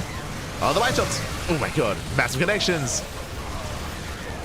First initial good mine here on the Lings, but yeah, we need more Widow Mines. We need more shots. As Mixu is making his way towards that middle line, GG gets called. He overwhelms. There's no answer for the Ultras, and Mixu takes game number 3. Whew. GG. Mixu does take a lead in the series. Again, it can be very risky trying to rush into Ultras in such a way, but he was able to gain map control. He was able to get economic damage as well. He was able to cripple BabyMarine before Widow Mine production really got going. We saw that the mine shots were good, but again, they were towards the end of the game. They were after BabyMarine, his economy was crippled. And again, by the time the Ultras arrived, there was no scouting from BabyMarine. He didn't know that there were Ultras on the way. Didn't know that he needed Ghosts, that he needed a more defensive setup back at home. GG. GG, well played. Ling Bane Ultra is a fun style to play for sure, but can be quite difficult to get to. Mixu, he makes it work. And now Mixu is 1 game away from advancing on into the next round. 1 more game. As a reminder, this is a best of 5. Meanwhile, BabyMarine has to fight back here and now to force the ace match. Let's go. Let us go.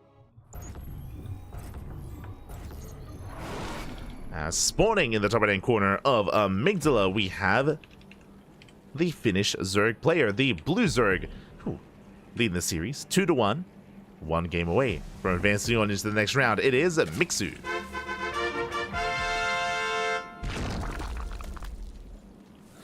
And spawning in the bottom left hand corner, we have the red Terran player from the land of Italy, representing Streamer Zone. It is BabyMarine.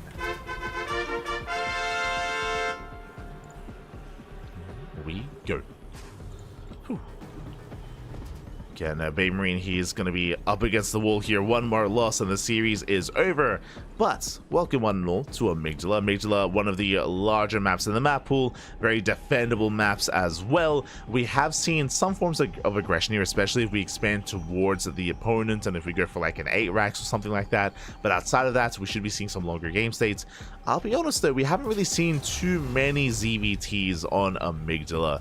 Thankfully, thanks to the format, thanks to the best of 5, we're able to experience some of these otherwise vetoed maps in the map pool. So we're able to experience a bit of a rare one here on Amygdala. Let's go. I'm sad to see how BabyMarine will approach this. We have already seen BabyMarine play mech earlier, true, and I could see mech working here as well when it comes to slowing the game down and turtling up, but at the same time, that doesn't seem to be BabyMarine's kind of go-to play style. That's not really his vibe. Even though he played mech in game 1, it was battle mech, right? It was very aggressive, very in your face. It was battle mech with mass speed Banshee as well with hyperflight rotors. So I don't really expect to see like a more tank-heavy mech style here. But maybe. We'll keep an eye on the Terran. Now, is moving out. Is moving out across the map, trying to get a read on what Mixu is up to. So far, standard opener, hatch gas pool. Likewise, Rax expand out of BabyMarine. So far, so good.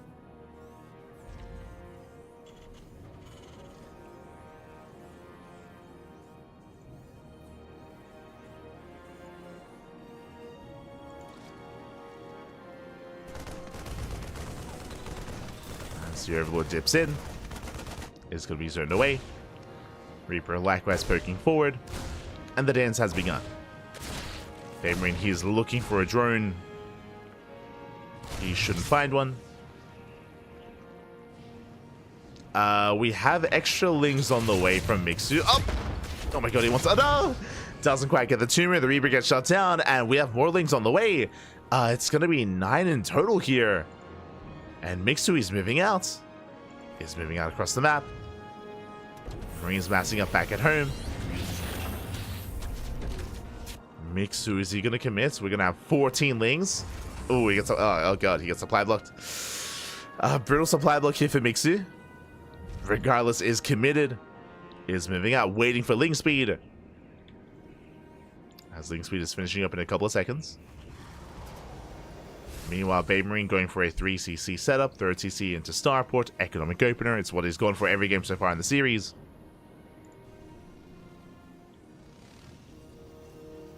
And here comes the dive. He wants a Hellion. Good reaction so far. Pulls a Hellion away. Does drag the army into the main. Marine goes down. Second Hellion does arrive.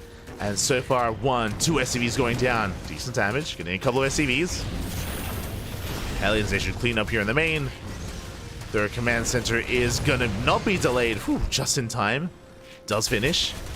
But still, that's 6 SCVs, a gas geyser, almost a 7th SCV towards the end. Oh my god. As it looks like he will barely get the final SCV. 7 in total, not bad.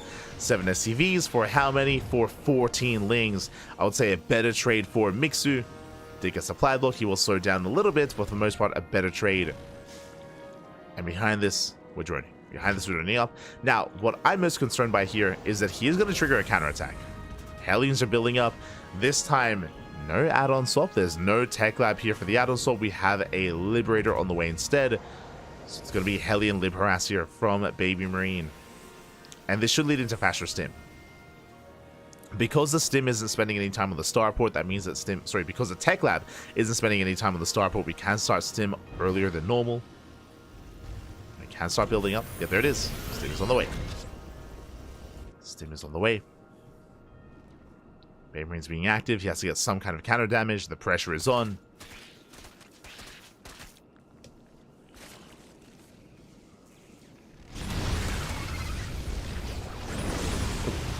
Doesn't quite get the tumor. Not quite.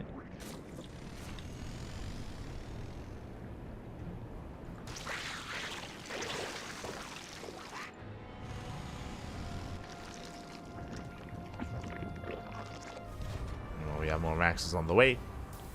3rd CC being taken. Oh. As the Liberator is spotted. Mixu once again going double Evo chamber first before the lair. This time actually investing properly into those upgrades. Aliens, they're looking for a dive. They didn't quite commit.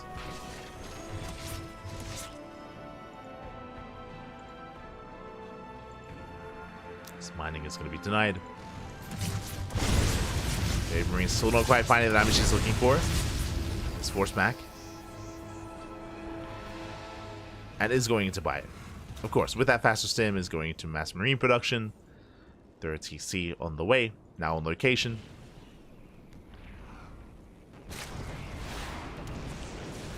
And where does our Terran lead us from here? Now, after that early game damage, I'm curious if he's willing to... go for a 3-way soul in. I'm referring to an 8 racks. not taking gases and skipping a 4th CC. Keep an eye on him. For now, he's getting up to 5 Raxes. 5 Raxes so far. Mixu has been expanding away from him, though. So it's going to be difficult to really keep the momentum going. It's not going to be easy. As he's just been maintaining himself. Mixu once again going for a much faster infestation pit. I say faster. By now, the hive would have already been on the way. So a little bit later here from Mixu this time than previously. Getting to Ling Bane. Lings, they get into the mineral line. And they get 2 SCVs. So again, pretty good damage. And gases are being taken. Gases are being taken. This is the sign here of things to come. That BabyMarine should be working towards a 2nd factory and towards a 4th CC. There's a goal, true. Gold bases are available. That could be a factor to bounce back in this game. But it looks like BabyMarine, he shouldn't be going for an all-in. Yeah, there's the 2nd factory, and there's the 4th CC. So he's building up. Hive is on the way for Mixu. There's no hydrogen. It looks like once again we're headed towards Ultras. Does feel like another Ultra Rush out of the Zerg. Nice trades. Shaving of Lings. Hellions, they do get into the mineral line. Oh my god. It's much later, but somehow, some way, does get in. So, Bailey to crash on forward. Only 6 drones. That could have been so much worse. 6 workers going down. Still good damage, though, from BabyMarine. Likewise, moving in once again. Unscattered. Liberator still alive from earlier on. I spoke too soon, as it's finally going to go down. Takes down a Queen alongside it. Drilling Claws on the way. This time it's an earlier transition into Widow Mines. As Bailings are going to be targeted down. Very nice pickups. And here comes the main push. And again, BabyMarine is throwing down 3 more axes behind this. 4th CC is already done. But this Bio Army is still terrifying. There's that Ultra Cavern. So once again, Ling Bane into Ultra. Did make a couple of safety Ravagers at least. Viper production has begun. But the end goal here for Mixu is Ultras once again. Just to get into those Ultras.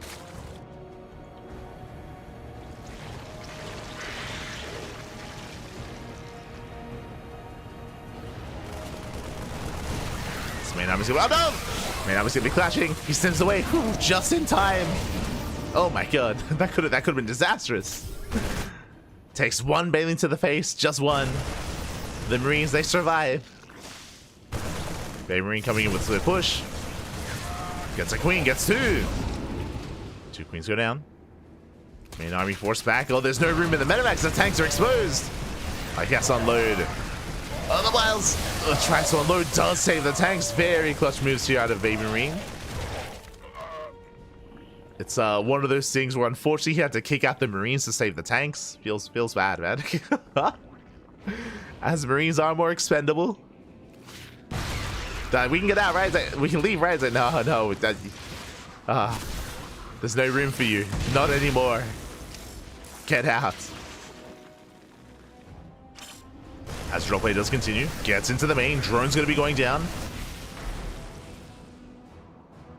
And the tanks do reinforce. Bio Army busting into the main, going for the tank itself. Can he get the Ultra Cavern? He cannot.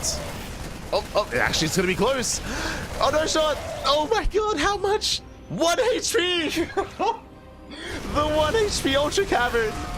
Dives on the right hand side as well. Takes the fungal to the face. Oh my god. The 1 HP Cavern. It lives. It's regenning. Oh, and BabyMarine, he's hurting. He's hurting. He's in a lot of trouble here. Back at home, what is it to defend? There's a tank with some Widow Mines. Lings, they dive in. Decent mine shots. So 1 left. Doesn't go up. Ooh, does go up on the Bailings though. Bailings go down. Ultras, they ram into the tanks. And Mixu, does he barely have enough to break through? Nice kiting here out of BabyMarine. Lose another tank. Bailings, they smash in. They shut down the CC. Yeah, 17 workers falling. 17 SCVs, the third base as well. BabyMarine down in workers, down in economy, supply blocked. Ay, ay, ay. And Mixu, he can make ultras. He can keep making ultras. He's good to go. And things are looking bleak. Things are looking bleak for the Terran. He just can't make anything. Even behind those upgrades, Liberators, they are wreaking havoc. He's down, what, 70 supply. Oh, does catch one. Does get 2 infestors. 2 infestors go down. The expansion as well. Not bad. Oh, but here come the fungal and the parabomb combo. Oh my god. Does keep them spread, just barely. Barely does spread them out. Barely keeps everything alive. Oh my, look how low this army is. He survives, doesn't lose anything. Doesn't lose anything. 13 drones going down. BabyMarine racing back home. The splits, Pappy, the splits. Even these tanks are barely alive as well. Everything's on its last legs. Things, they rush into the planetary. Mixu not stopping, just rallying in. Going for the base. Balze will connect. And the planetary falls. Planetary does fall. Mixu with an overwhelming army. Mine just being spent. Not bad. Ultra's getting caught in the choke points. Failings as well. Efficient trades for BabyMarine. Takes down the mains, takes down the ultras. That's still 26 SCV kills. Oh my god. Yeah, at this point, Mixu, he has broken his opponents. There's barely any mining. We have a 1-base setup here for BabyMarine. He's still supply blocked. He can't make anything.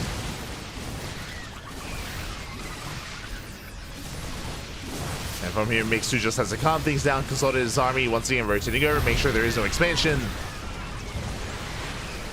Massive fungal connects. One goes off. Oh my god, the friendly fire as well from the Widow Mine. BabyMarine, he's barely holding on. Mixu has to get the hell out of here. Ghosts have arrived. Catching an Infestor, catching an Ultra. Mixu has to back up.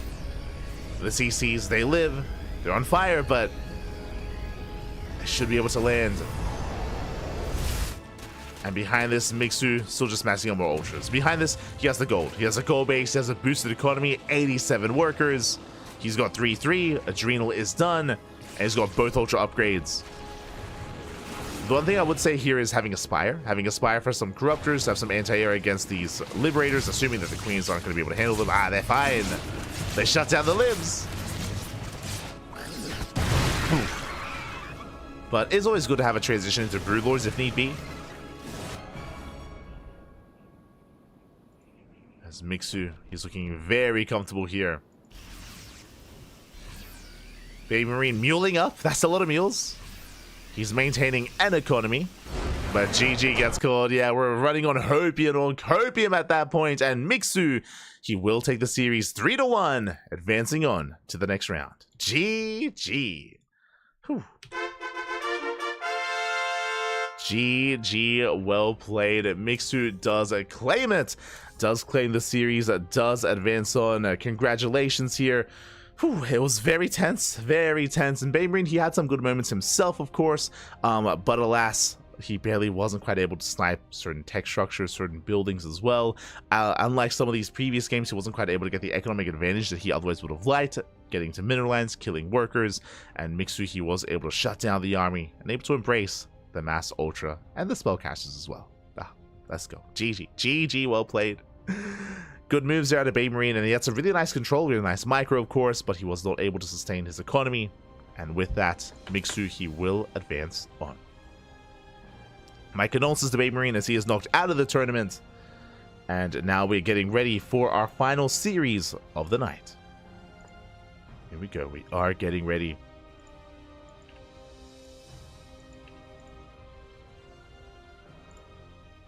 So we're jumping into our final series. It is going to be a PvP between Jumy and Arrowfire. Let's go. Let's go. Now, we did kind of give praise to Arcfire earlier, and time to do it again. Time to do it again here. For those that are unaware, Arcfire, similar to BabyMarine, actually was very inactive. He was very inactive in 2024. Of course, Arcfire is a very young player, so most likely focusing a little more on studies this year. But alas, he wasn't really competing too much. He wasn't really too active, especially after Match Arena Wii Sports kind of disbanded. Arcfire potentially losing motivation there, just wasn't really one to compete too often or compete much at all. That has since changed though, coming into December. Coming into December, when Arcfire, I say coming into December, yeah, he of course started competing again. He started playing and he started popping up in some tournaments. I was pleasantly surprised to see Arcfire's name. I was like, oh my god, he's back, he's playing again. And it was a week ago, I want to say it was around a week ago at this point, that Arcfire joined a new team. He joined a new team. He joined Alien Esports. So great to see Arcfire gaining some support. He has a lot of potential as a player. He's very young. He's very good, very solid. We almost lost him. He almost retired. Like, again, he stepped away for a long time, but he is here. He is back. He is motivated, and he has been getting some very good results as of late in online tournaments. We'll see how he compares to Jumy, as Jumy is an animal. Jumy, he's an absolute animal. Jumy, he's very chaotic, very unorthodox. We've been covering a lot of Jumy as well, and he has been looking very impressive in most recent results. Jumy, of course, he took down a laser to qualify for this event, actually. So Jumy, he popped off, bringing down the laser in a best of 5. Likewise, Jumy has been looking very scary in the PvP matchup as well. I'm looking forward to it. I'm ready. Let's go. Game number 1 here is going to be on Gresvan.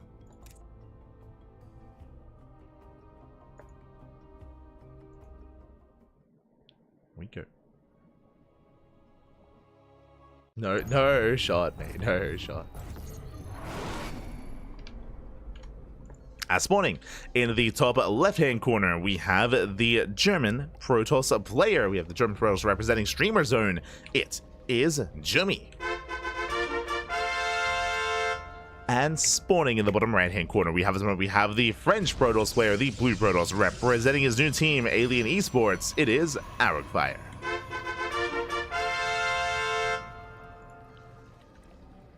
Here we go.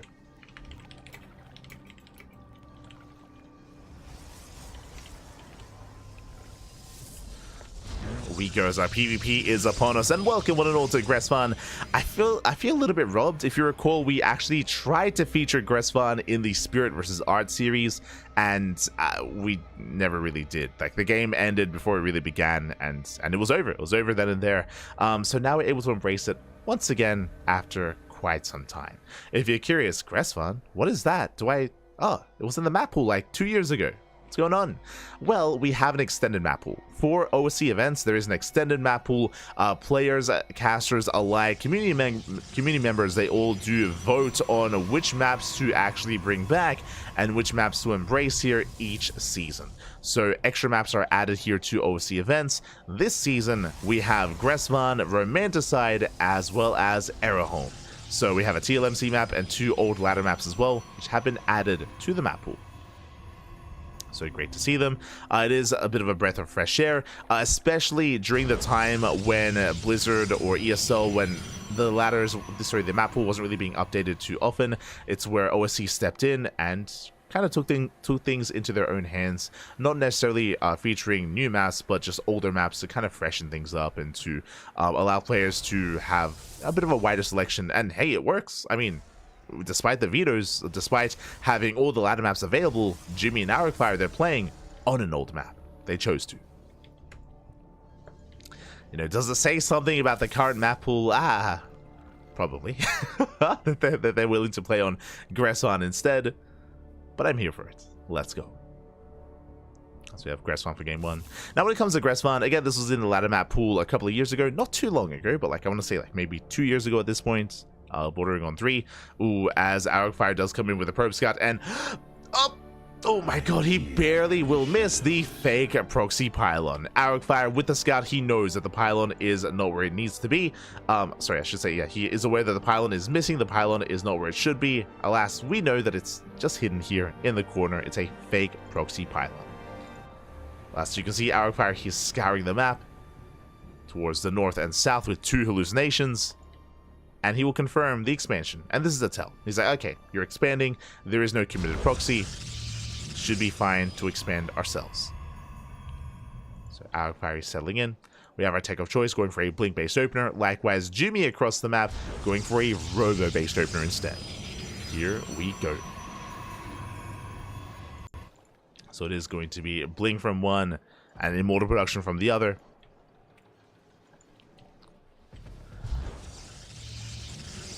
Cheeky move out of Jumy does threaten with an Oracle, trying to make it look like he went for a proxy Stargate. But our Fiery doesn't quite fall for it. He's in position, that is true, but did not invest into a shield battery. Thankfully. As we are settling in, and we've taken our roles here. Our Fire is going to be the aggressor, Jumy is going to be the defender. What do I mean by that? Robo-based openers are typically much more defensive because you're lacking the maneuverability and the flexibility of Blink. So you don't have Blink to work with, so we're going to be stuck at home. We're going to be working with less Stalkers, and to make up for that, we should be embracing a higher Immortal count instead. Now, Jumy is going for a faster Twilight Council, so Jumy, he has options. He could either try to catch up with Blink and catch up in the Stalker count, or he can completely skip Stalkers and go for a 2-base all-in and go into something crazy like Glaive Adepts. Like Glaive Adepts plus Immortals, which is a build, and which is viable here. Doesn't scale well into a longer game, but can definitely catch a defending player off guard. As here comes a Gateway Explosion. Oh, hallucination coming in for the scout though. And Arrowfire, he will confirm. He goes in a little bit further. He does get eyes on one of the gates. He sees one, he sees two, and oh, there it is. It is going to be the Immortal and Glaive Adept 2-base all-in. Okay. So I'm glad we brought it up. We can still take a third with this, but it's an all-in. It's just straight up all-in here. And for the most part, Arrowfire, he has confirmed. Again, he knows that there is no third, and he also sees the extra gateways. He's aware of the gateways. And Arrowfire, he just has to be as active as possible. The goal for Arrowfire here is to pick away at the army. Pick away at it and slow it down as it moves out across the map. Can he snipe a sentry? He gets one. He gets one sentry, gets a second as well. Does blink away. Arrowfire not losing a single Stalker. Mate. Very impressive. Doesn't lose any Stalkers. And he's hoping to catch more sentries, more Adepts, more Stalkers. The Warp Prism as well, as there should be a Prism alongside this to reinforce across the map. And Jumy, he's in a bit of trouble here, as he does need to preserve this army. We'll beat out a Stalker. Third base on the way for Arrowfire, getting further ahead. Jumy does sneak out with 2 Adepts. Does sneak out. Makes his way across the map. Oh, once again diving in. Doesn't quite get the Stalker this time. Arrowfire still not losing anything, by the way. The control. Ooh, I spoke too soon. One Stalker goes down. Meanwhile, Adepts, they get across the map. They shade into the mineral line. They force a recall. And this recall does open things up for Jumy. Now he can push. Now he can move out. He gets 4 probes across the map. I believe there is a Warp Prism. Yeah, Warp Prism has arrived. And here comes the all-in. Here comes the push. Jumy trying to catch out these Stalkers. He gets one. Gets a Stalker. Shield batteries are on the way. Does have some force fields. Sentry's ready. Has to look this army down when Jumy overextends. And bleeds out 3 Stalkers. Rotates over.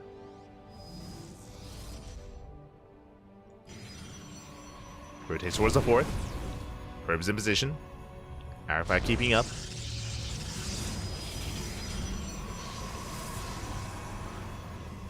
Alright, is keeping up, throwing down extra shield batteries. He's well set up. Of course, Jumy could try to shade past the army. As we say that, there we go. Adepts towards the main. Towards the natural. Oh, the Immortal gets knocked down. Brutal catch. 1 Immortal falls. A bit of a wasted force field there, as it was a little bit unnecessary. Regardless, nice pickup. Gets an Immortal. Shade is denied. The longer this goes on, the better it is for Arrowfire. As Adepts they get across the map, probes are going down. Jumy, he's already all in. He can't afford these losses. Not like this. So once again, more adepts going down. But another shade. 7 probe kills across the map. He's still not done. Adepts are still up and running. They're still popping off, getting 9 probe kills. Arcfire breaks out. He does find the stalkers. Locks them down. Oh my god, he locks them down. Does find the adepts, I meant to say. Adepts do fall. And Jumy, he has to commit. We're going for a massive push in towards the natural and an immortal drop into the main. It's all or nothing. Jumy shading in. Immortals dropping up. Yo, I didn't even notice we have a Dark Shrine. Oh.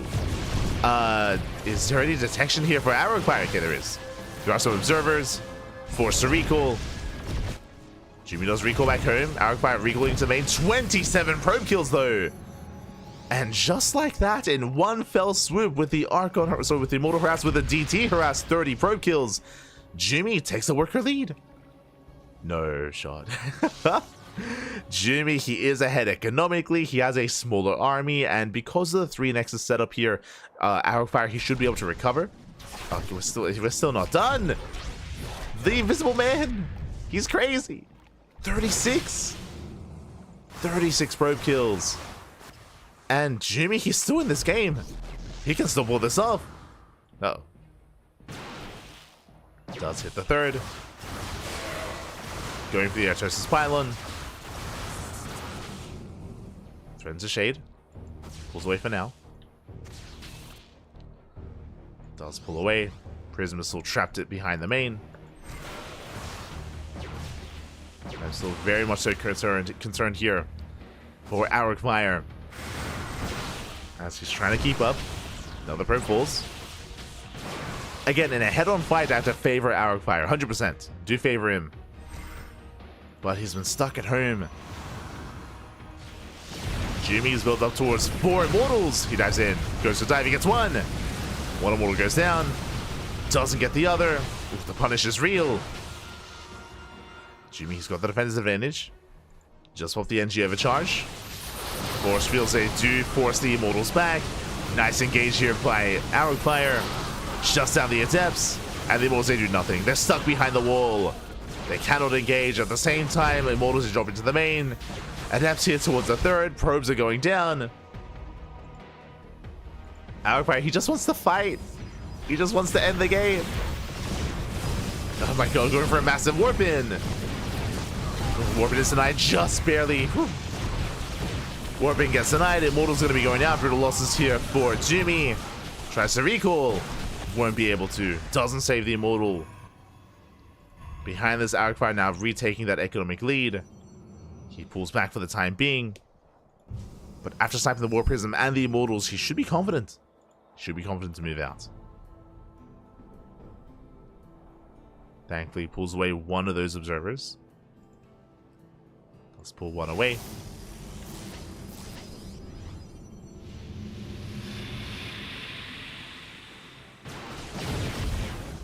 Stalker's poking in. Arcfire rotating into the main. Blinks in. Takes it to the main base. Knocking down the pylon. Hitting with the army. There's that recall. Now, what's important here is that Arcfire does not have to attack. Like, the blue Protoss does not have to push in. Remember, he's up a base. He's up a base. He's up an expansion. He has the defensive setup here with all these shield batteries. He has the ramp. He has the force fields. Jumy's the one that's all in. So Arcfire just has to survive. Just survive. Just live. Easier said than done. As Jumy, he's built up towards 5 Immortals and 3 Archons. And what are the Archons going to do here? They can break force fields.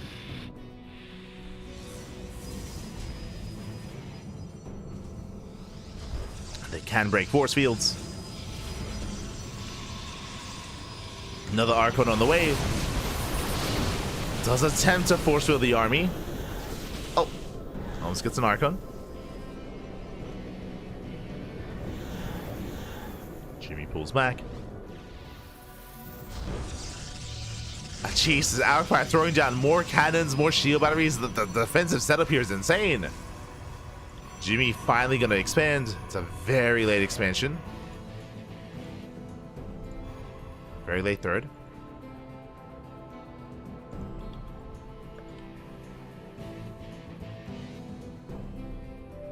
Oh, Prism is going to get put out. Arrow in position, takes out the Prism. Prism goes down. Jumy, he's hurting. He pulls back. I mean, he saw the wall of sack defense here. He knows he cannot push in. So Jumy, he backs up. Arrow now gains map control.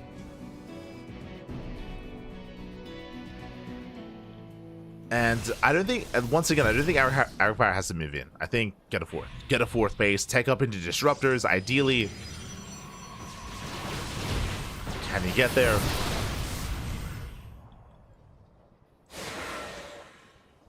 As this is a difficult army to break. Speaking of disruptors, Jumy, he's the first to take up. Bay is on the way. This is for disruptor production, which is going to be the ideal. You can be down in supply, down in economy, but mate, if 1 or 2 Novas go off, you can take a fight. Can take a fight.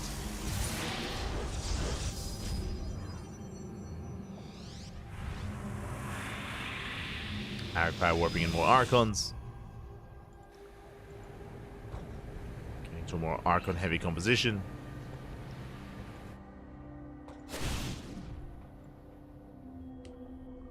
It's going to be a massive adept counterattack here towards that natural. Arcfire is in position. He's ready for this. He flicks in, forces the recall.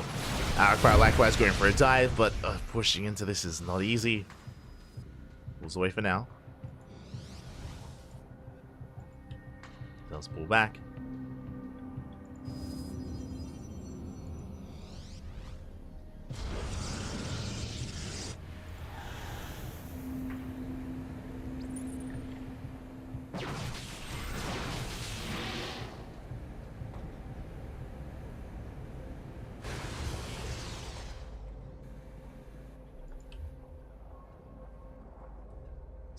He is going to eventually max out. Thankfully going for a second robo. So even though on the one hand, Arcfire, his tech is late, and it is late tech, he's going to make up for that with double disruptor production. Jumy's got that as well though.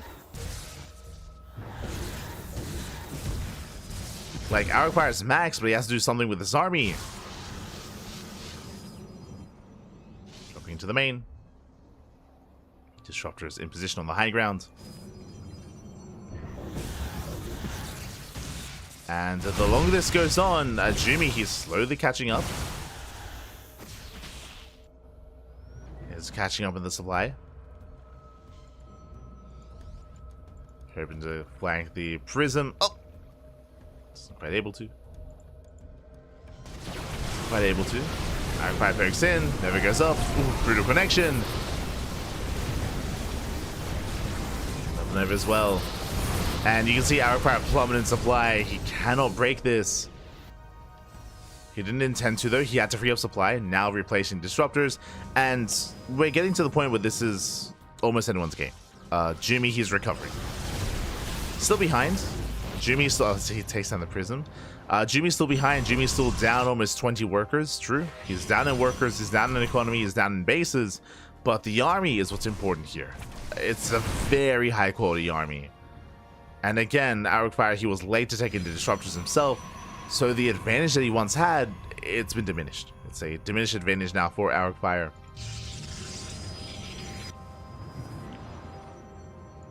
This can still go either way.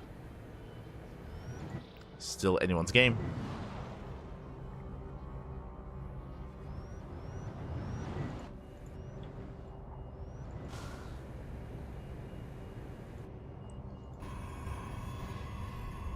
Arcfire, he does rotate. Down the expansion.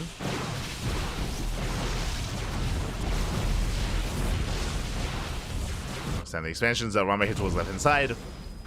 Going for the dive. Jumy setting up a surround. Uh-oh. Coming from both angles. So I'll say bust into the mineral line. Probes are falling. Probes are falling, getting 15 probes.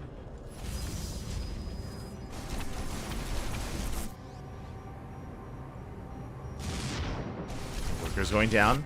Once again, Jumy down to 33 workers. Ay, ay, ay. So very tense. Arcfire moving in. Still how many disruptors? We have 6 for Jumy, 6 for Arcfire. Very tense. Nova goes off. And Jumy doesn't quite pay attention. GG gets called. The Novas connect and Jumy barely not able to recover. Arcfire takes game 1. Whew. GG. Arcfire does take a lead, does take game 1, but a very tense game 1. Very tense. Arcfire, this was a pretty long game. It was a pretty long game, and Arcfire, he was ahead for what? For most of it. He was able to shut down the 2-base all-in. He was able to gain a better economy, but he was late to tech, and I mean, props to Jumy. Props to Jumy because he made him work for it. He made him work for it. He almost recovered. Remember, he killed what, like 30 probes? He killed like 30 workers with just DT harass and adept counterattacks and the immortal drop as well. It was, I was concerned for Arcfire. I was getting very concerned that Jumy was going to be able to claw his way back in and fight back, and almost did. Almost did. GG. GG, well played. Arcfire takes the lead, and now we're getting into game number 2. We're going to be loading into Romanticide. Let's go. Loading into Romanticide. Once again, these two players are more than happy to embrace the older maps instead of the current map pool. We're loading in. And in the top left-hand corner of Romanticide, we have the German Protoss player, the green Protoss representing Streamer Zone. It is Jumy. And spawning in the bottom right-hand corner, we have his opponents. We have the French Protoss player, the blue Protoss, representing Alien Esports. It is Arcfire. Again, welcome one and all to Romanticide. Once again, one of the more larger and macro maps in the map pool. We have a plethora of bases to take, plenty of bases to expand to, 3rd, 4th, 5th base. Very easy to cut in half as well. We have casted many a long late game here on Romanticide. I brought this up last time, I'll bring it up again.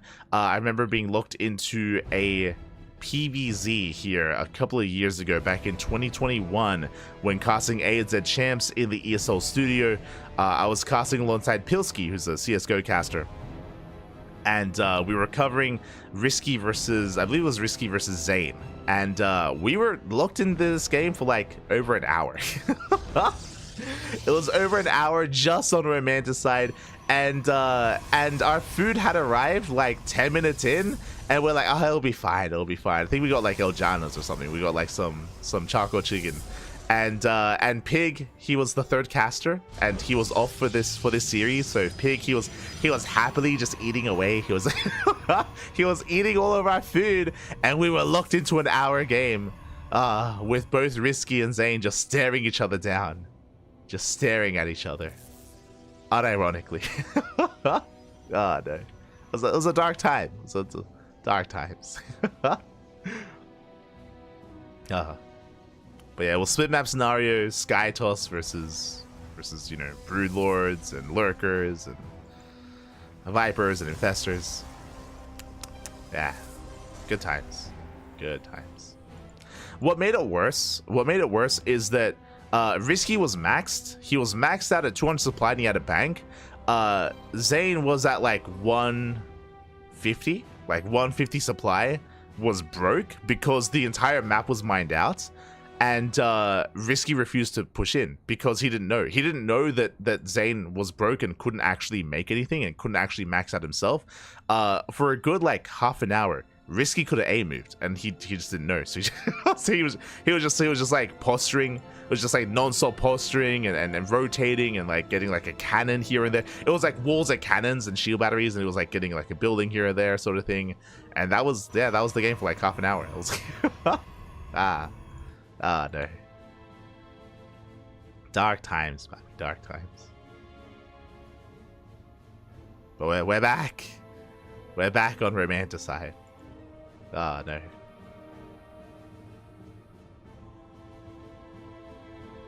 But now Blink is on the way. It's going to be Blink base opener out of Arcfire. Once again, Robo out of Jumy. So this brings us back to the previous game. similar setup here where we have our tech of choice. Arrowfire, he's going to be the more active player. He's going to be more mobile, more flexible. He will gain map control with Mass Blink Stalker. Jumy, he will be having delayed Stalker production and delayed Blink in favor of Immortal production as well. Now, as we said last game, this can lead into a Twilight Council, into Immortal production with Glaive Adepts, into a 2-base all-in, which is actually what we saw last game. But this could also lead us into a different direction as well. This could be a 2-base setup here where you build up towards 4 or 5 Immortals, you expand behind it, but then when you push across the map, you have a crazy Immortal count, which is just a really robust army.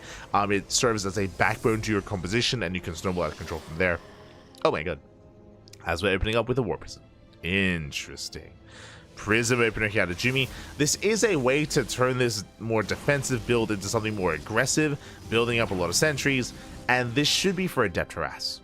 As you can imagine, when it comes to Adept Harass in this matchup, it can be difficult early on because your opponents, all they have to do is just wall off. Just wall off here with 1 pylon, 1 shield battery with a probe in position. It can be very difficult to actually get into these bases with Adepts, but you can bypass that with a War Prism. I say that, Jumy, he's moving out with how many sentries? With 6. 6 sentries here. Blink is not done. Jumy, he's going for it. He's just going for a kill.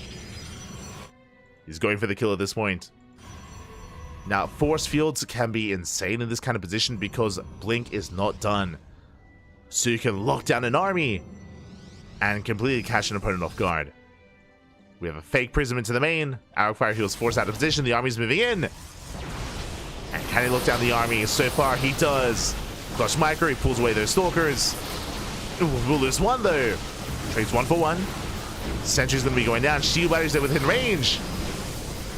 Yeah, they're barely within range. Blink does complete. And with the power of Blink, with the power of those shield batteries, Arrowfire, he's holding on. The Prism! Oh, one more volley! One volley goes up, Prism goes down. Arrowfire holds. Arrowfire, he is holding. He shuts down the aggression, he shuts down the push. Jumy forced back, and now he expands. A late expansion, a late 3rd base. I mean, he's at least containing Arrowfire.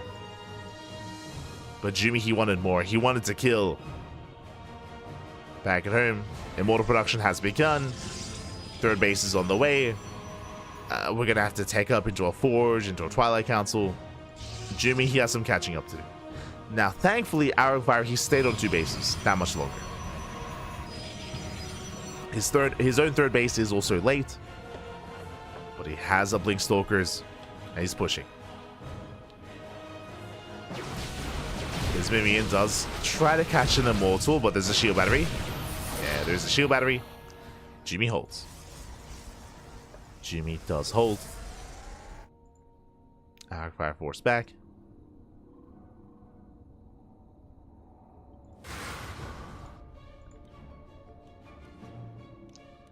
Going to be rotating instead. Rotating over, looking for another way in.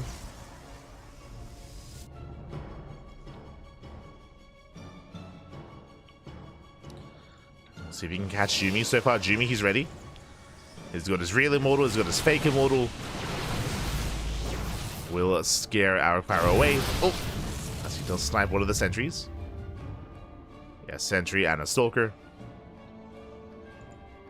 Better trades for the blue Protoss.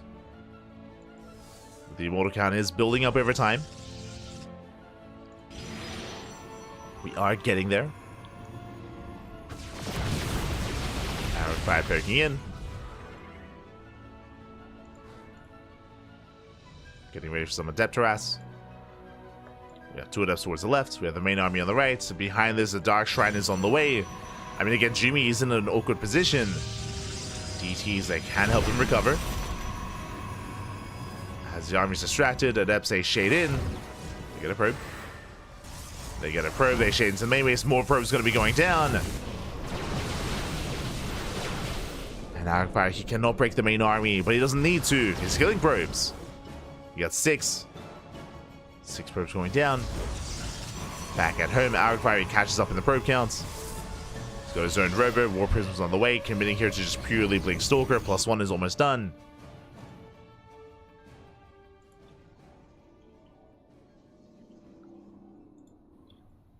Arrowfire does poke in.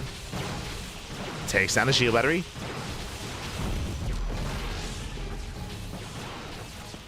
Doesn't lose any stalkers. Moves in as well. Gets one. Gets two probes. Nice pickoffs. At the same time, though, we do see Jumy across the map. Denies mining time.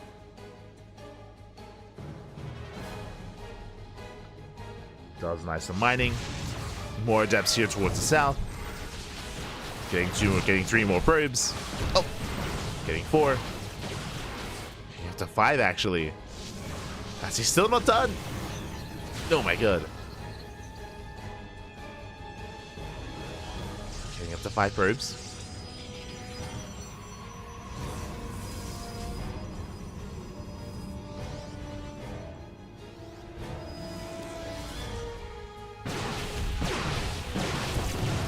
Fire starter stepping forward. The expansion does deny the 4th. But disruptive production has begun. And that's my biggest concern here. Once again, just like the previous game, Jumy, he's so quick to recognize when he's in a rough position and how to just skyrocket ahead in this game. How? With Dark Templar and with disruptors. Speaking of, we have 4 DTs in the prism. Jumping off here at the base. Do we have any detection? There is one observer. It's across the map. Probes are going to be going down. There's that recall back home with the observer. Massive Stalker Army trying to move in, but there's 3 Immortals. Yeah, there's 3 Immortals to defend our fire. He's just being pulled apart. There's DTs everywhere. The Invisible Man denies the cannons. They're going for the main base. The probes are going down. 18 probe kills. Prism does fall. But the DTs are still popping up. Yeah, he's just being pulled apart. We have a DT in every single mineral line. Observer finally makes it back. Takes down 1 Dark Templar. He gets 2. And now there's 2 left.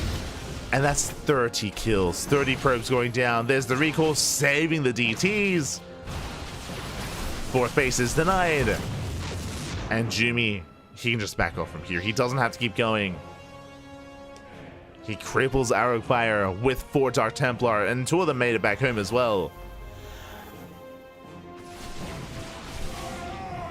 And what's crazy is behind this, what do we have? Disruptors. Disruptors, they are building up. There's 3 disruptors already. Which means Arrowfire, he cannot push in. He's gonna try. Disruptors a little bit far behind. Base is under fire. Catching 1 of the Immortals. The Disruptors, they have revealed themselves. Never goes up. Force the blink away. Nothing available. Does snipe 1 Disruptor. Not bad. 1 Disruptor goes down, gets the Immortal. Where are the other Disruptors, by the way? They're lagging behind. Jumy, bring the army together. Bring it together. They're just out of this. Okay. Okay. This would be an easier defense if we had those Disruptors. Regardless, GG gets called. We don't even need them as Jumy will fight back, putting a point on the board. GG. Whew. GG, well played. Jumy didn't even need them, Pap. He did wreak havoc, killing 30 workers with those DTs. Again, Jumy had a very aggressive start. Did not quite get the damage he was hoping for. He was in a bit of a rough position trying to transition out of this. We saw that Arrowfire was able to pull him apart with a Depteras, with his Blink Stalkers as well. But then the DTs arrived. Then the Dark Templar, they hit the field, they killed 30 workers, they crippled the economy, and throughout all of that, Jumy was just building up his disruptor count. He was safe and sound back at home. Nothing to really threaten him. It was just all over the game, all over Arrowfire. GG. GG, well played. We have a series, we have a back and forth. And we'll see who takes the lead in the series as we are going to be loading into Ultra Love for Game 3. We're finally loading into one of the current ladder maps in the map pool. We just featured Gresfun and Romanticide, but now we can slow things down and embrace Ultra Love. Here we go. As spawning in the top right-hand corner of Ultra Love, we have the green Protoss player, the German Protoss, representing Streamer Zone. It is Jumy. And spawning in the bottom left-hand corner, we have his opponents. We have the blue Protoss player representing his new team, Alien Esports, the French Protoss. It is Arrowfire. Let's go. Get a very clutch, very intense game here in series so far between Jumy and Arrowfire, but we'll see who takes a lead in the series. Who will take that 2-1 advantage? Oh boy. As so far, every game Jumy has been opening up Robo. Now, we have seen him mix it up. Game 1, Robo into Immortals into 2-base all-in with Immortals and Glaive Adepts. Game 2, we saw a fast Warp Prism with 6 sentries to go for a very early push, which did fail but did lead into a 3rd base, into a longer game, into fast Disruptors. Jumy did recover. What are we going for here in Game 3? Do we go for a Robo once again? Do we open up Disruptor Drop or something crazy? No shot. Well, we'll keep an eye on it. Keep an eye on Jumy. Arrowfire for the most part isn't playing standard, just 2 gates into the natural, into Blink.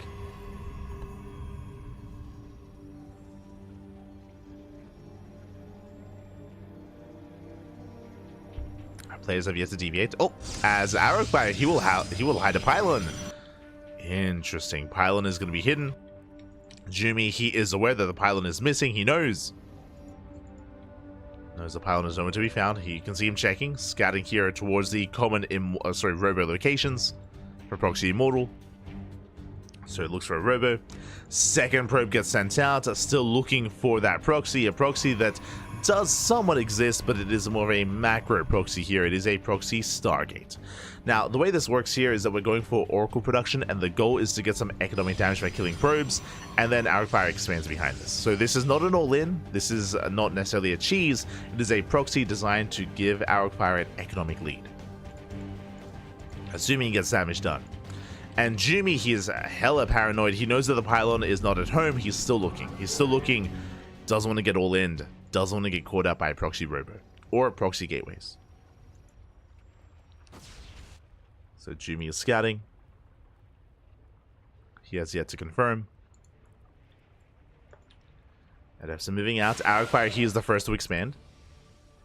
Again, he knows he's safe to do so. Jumy does not.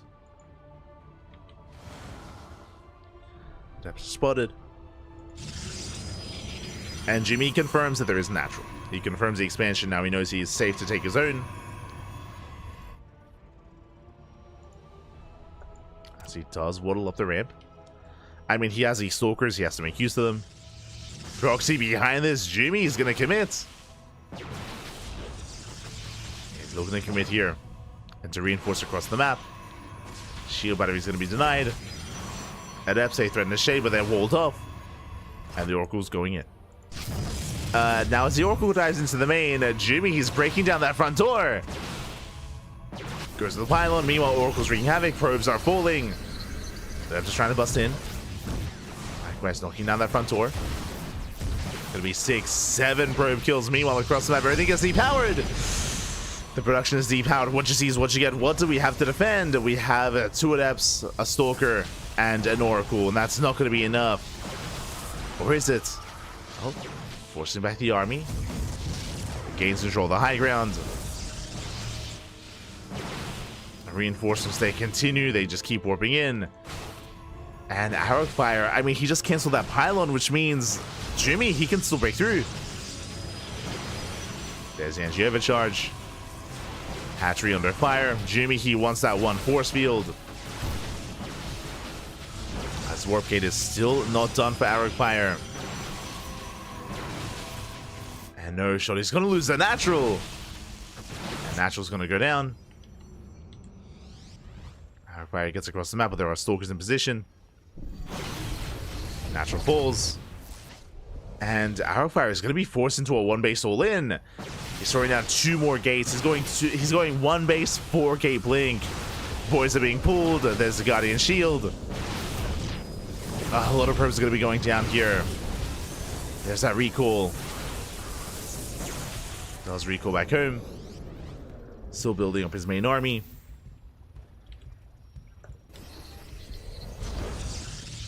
The Oracle can still be active. There is still potential for Arrowfire to get some damage done. He's down in workers.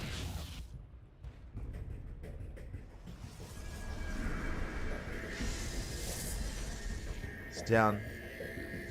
Sets up the stasis. Okay. Fire. He can bounce back here. He baits the army to shell. He baits the army. Potentially.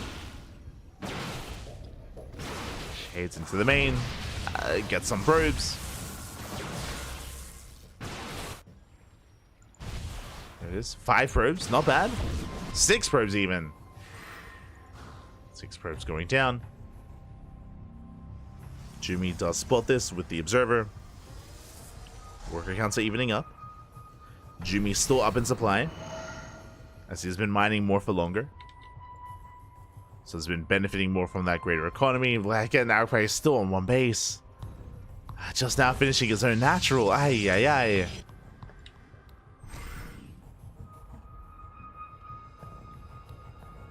I mean, again, things are still looking bleak here.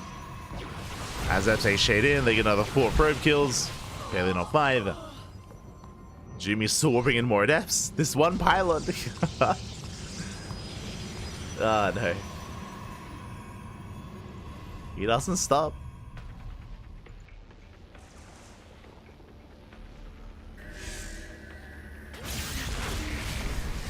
Jumy's all of that oracle. It's all over it.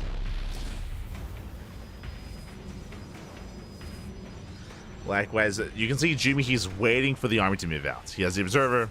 He's waiting for an opening with those adepts.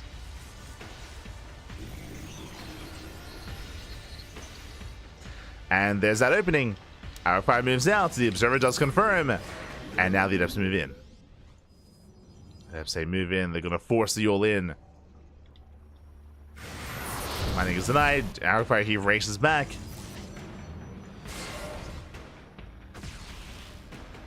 Let's race back home. Nice Warlock. Okay. Nice handling of the situation. Arcfire defends. But Jumy still has the greater economy. It still has a faster third. It's almost done at this point, building up immortals and getting further ahead.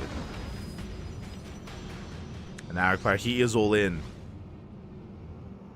Getting a 5th proxy gate. Let's go. Does try to commit. Straight by the stage trap could be a factor. The immortal going to be targeted down. Nice pickup. The immortal does fall. Arcfire, he does blink in. Tower going to be knocked down. Scares Arcfire away. Does force a rotation. Jumy keeping up. Last he has his immortals. He has the concave. Collapsing on the army. Force field does help. Up. Goes to the dive. Does dive in. Despite that, there's still another immortal.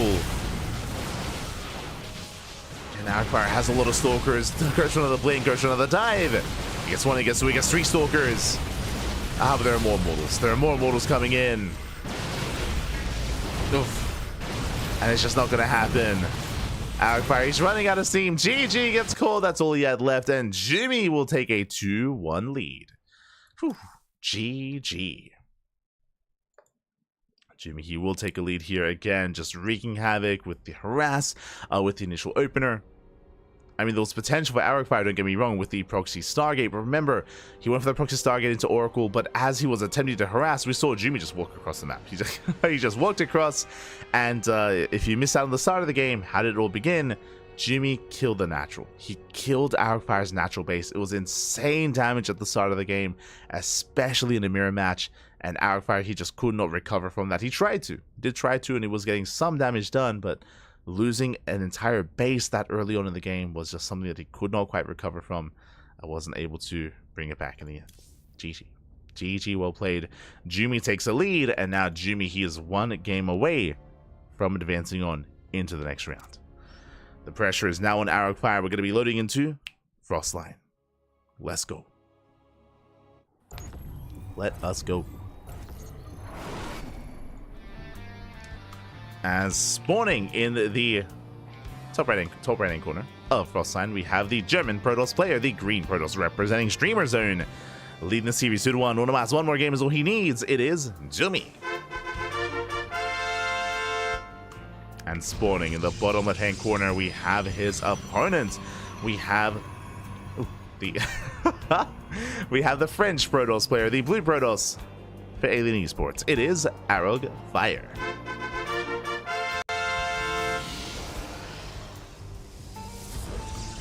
We go.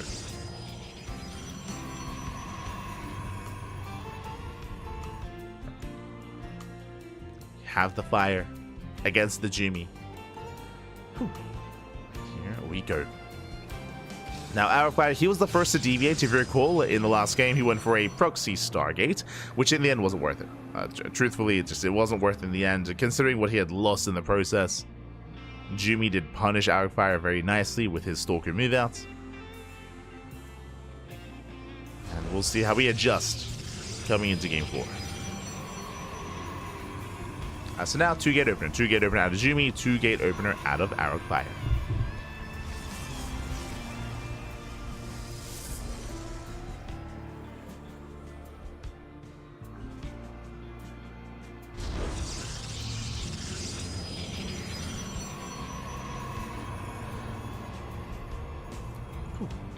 We have our 2-gate opener. This will lead into either double adept, double stalker, or stalker sentry. The initial 2 units here are going to dictate how aggressive or how defensive our players want to be. So our eyes are on the cyber cores and on the gateways. We could even open up sentry into expand and skip the second unit. We have options. Here we go. We have the answer. Stalker sentry out of Jumy is going for a standard opener, very safe. Meanwhile, ooh, it's going to be double adept, I would assume. There we go. Double adept out of Arog Fire. So Arog Fire, he's going to be the aggressor, opening up not just double adept and a Stargate with Oracle Harass as well. So mass aggression from Arog Fire. The goal here is to kill probes to get economic damage, as Jumy should have the faster expansion. Oh, I say that. You have a pylon block. Pylon does block. Pylon does delay. Meanwhile, big shout out to Thriving GG. Thank you so much. Thank you so much for the raid. Hope you had a great stream. Hope you had a great ladder session. Hope you had a great time. Bienvenidos, as we are nearing the end of our matches here. We're covering the OSC Season 12 Championship, the lower brackets, and we have had a plethora of matches already here. We just wrapped up with Solar versus Lemon, Spirit versus Art, Mixu versus BabyMarine, and now we are here with the match of the night with the PvP with Jumy versus Arog Fire. Let's go. Let us go. As Arog Fire, he does threaten a dive. As we mentioned, did open up double adept with the Oracle as well. Oracle is moving out as we speak. And as a result, the natural base is going to be delayed. It's going to be a delayed expansion here by the Protoss, by the blue Protoss player. And we'll see if he can make up for it. As he does shade in. Oh, Jumy a little bit late to respond. Probe's going to be going down. 2 adepts taking 1 shot. They get 1, they get 2. They get a 3rd. 3, 4 probe kills going down. The Oracle comes in from behind, catching more workers, and Jumy is being pulled apart. Being pulled apart completely. 9 probe kills already. And the Oracle escapes. The Oracle does get away. Oh my god. Being a little bit greedy towards the end. Getting 10 probes. 10 probe kills, pulls away. Taking more hits. Oh, and the Oracle is barely going to escape. With 4 HP, second Oracle does arrive. Behind this, Arog Fire, his natural's just not finishing. And Arog Fire, he takes the lead. Does take a worker lead. So far, solid damage. Jumy behind this will have faster tech. Getting to Blink Stalkers. Blink has begun. But actually, Arog Fire not too far behind. As he's caught up. Yeah, the blink timings are neck and neck. The advantage of Jumy was supposed to be that expansion, but it's not there anymore. Going for the stasis. Jumy, he does respond in time. Oh no! Ooh, he tries to. Did misjudge that. The last 4 probes get caught. Arog Fire still all over this. Still all over Jumy. Again, disrupting the economy. Getting to blink. Another stasis going off. This time won't quite connect as well. There we go, just on 1 probe.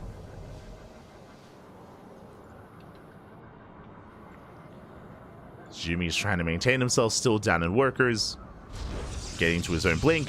And for the first time this series, we're going to be seeing Blink Stalker versus Blink Stalker. Typically, throughout Game 1, Game 2, and Game 3, we've seen deviations working into faster robos, into immortal-heavy compositions. Not this time. As Arcfire is taking his third. Extending his economic advantage. And Jumy, setting up for a proxy. I mean, it makes sense. Jumy, he's taken a lot of losses, so what is the answer? 2-base all-in. It's going to be a 2-base all-in, but he gets caught out. Arcfire, he finds a proxy, he shuts it down. That's a kill, not a cancel. Gateway does fall. And Jumy, what do we do from here? Do we go for a later expansion? Do we try to commit anyway? Arcfire pulling back. Moves out with the oracles. Jumy does find them. And will send them away. Oracles do survive. They get the revelation. Behind this, how many gateways? We have 1 at the natural. We have a 4, soon to be 5 gates set up in the main. Yeah, 5, 6, 7 gates on 2 bases. Jumy, he has to commit.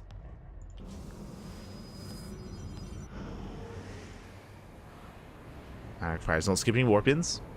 Stalker counts are neck and neck. There's a shield battery here at the 3rd. Likewise, shield battery here at the natural. Stasis traps are set.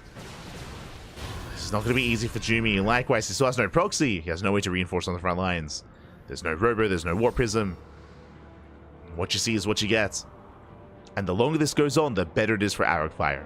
As his 3rd base, it's about to finish. It's about to complete. Is getting saturated.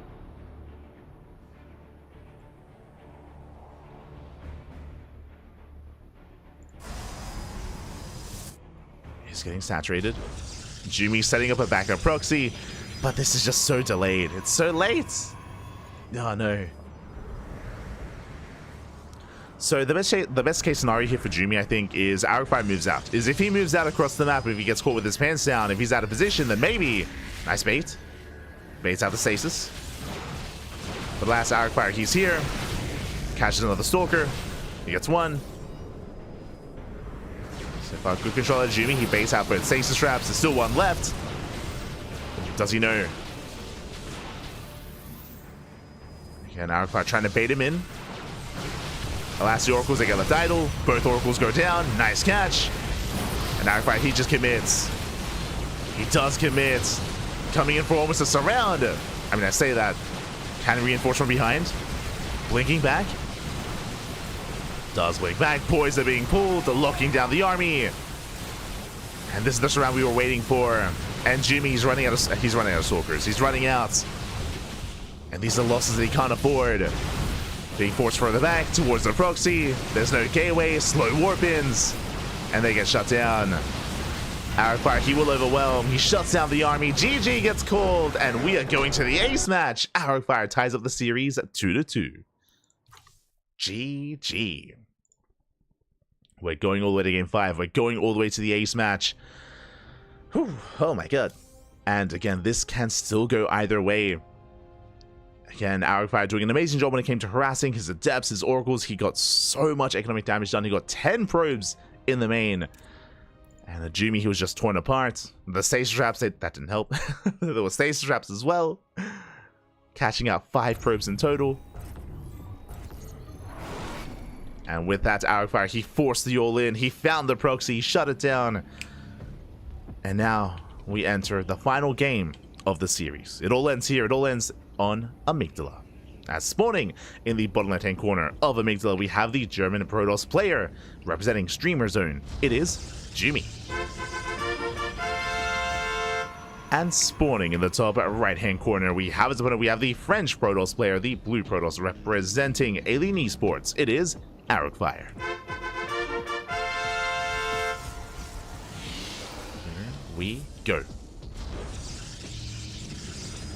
It's been an intense back and forth. We've had proxies, we've had cheese, we've had DTs popping off, oracles as well.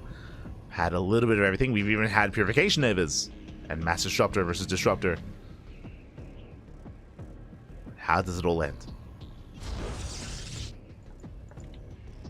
As Arcfire, he's the first to move out with that probe. Of course, welcome one and all to one of the larger maps in the map pool. Welcome to Amygdala. Very large map. A lot of bases, longer rush distance by ground. We typically expect longer games, but in PvP anything is possible. Oh, Jumy, he's... We got the spray. Ah. The dog is pugging. Ah, no. As a probe comes in for a scouts, Jumy sitting up with his 2-gate setup. 2-gate opener out of Jumy, likewise 2-gate opener out of Arrowfire. And Arrowfire, he's looking for the second pylon, as he gets thrown down further back in the main. So, a bit of a cheeky position, but he finds it. He finds it immediately. Jumy hoping to force an overreaction, unable to. Meanwhile, in the main base, Arrowfire, his own pylon is just right next to his gas geyser as well. So, no proxies, no cheese. Nothing crazy yet. And Jumy should be able to confirm that. Ooh, as we have a greedy opener out of Arrowfire. We spoke about this. It's going to be a double sentry opener. Meanwhile, we have a sentry stalker, so standard opener out of Jumy. Arrowfire, I'm curious if he's going to cancel one of those sentries and get a faster nexus, as that second sentry was delayed. We'll see if he does let it finish. We're now opening up, and it looks like he will. Okay. Oh, there we go. Does let it finish. There's that faster nexus. So Arrowfire going for a more economic start. Jumy, his own base is going to be slightly delayed, as Arrowfire did delay his second stalk or his second unit, just going a purely sentry. Now Jumy, he will confirm. He did save his probe. He kept it alive. Comes in for a second scout, and he gets eyes on the timing and the production or the progression on the nexus. So he knows. Jumy, he knows he's slightly behind, at least economically. Arrowfire going for the Twilight Council into Blink. And Jumy going for his own rover. Okay, back to basics. Again, for those that are tuning in from the raid, once again, thank you so much for thriving, GG. Big shout out. As we have seen this, I want to say this is the third time we're seeing this dynamic, with Jumy going into a heavy immortal army and Arrowfire going into Mass Blink Stalker. So once again, Arrowfire, he's going to gain map control, he's going to have the more maneuverable force, and Jumy, he'll be able to build up his immortals. He has the option to go into a faster, or into a Twilight Council, into Glaive Adepts, into a 2-base all-in. Otherwise, we could just see him take a slower approach, build up his immortal count, slowly get a 3rd base, get that up and running, and head in towards the mid-game. That's going to be additional sentries. Are we willing to go War Prism first? Nah, Immortal. Okay. Immortal production has begun. No War Prism. So he's just building up. And again, the Immortal count makes up for the lack of Blink Stalkers, at least in a head-on fight.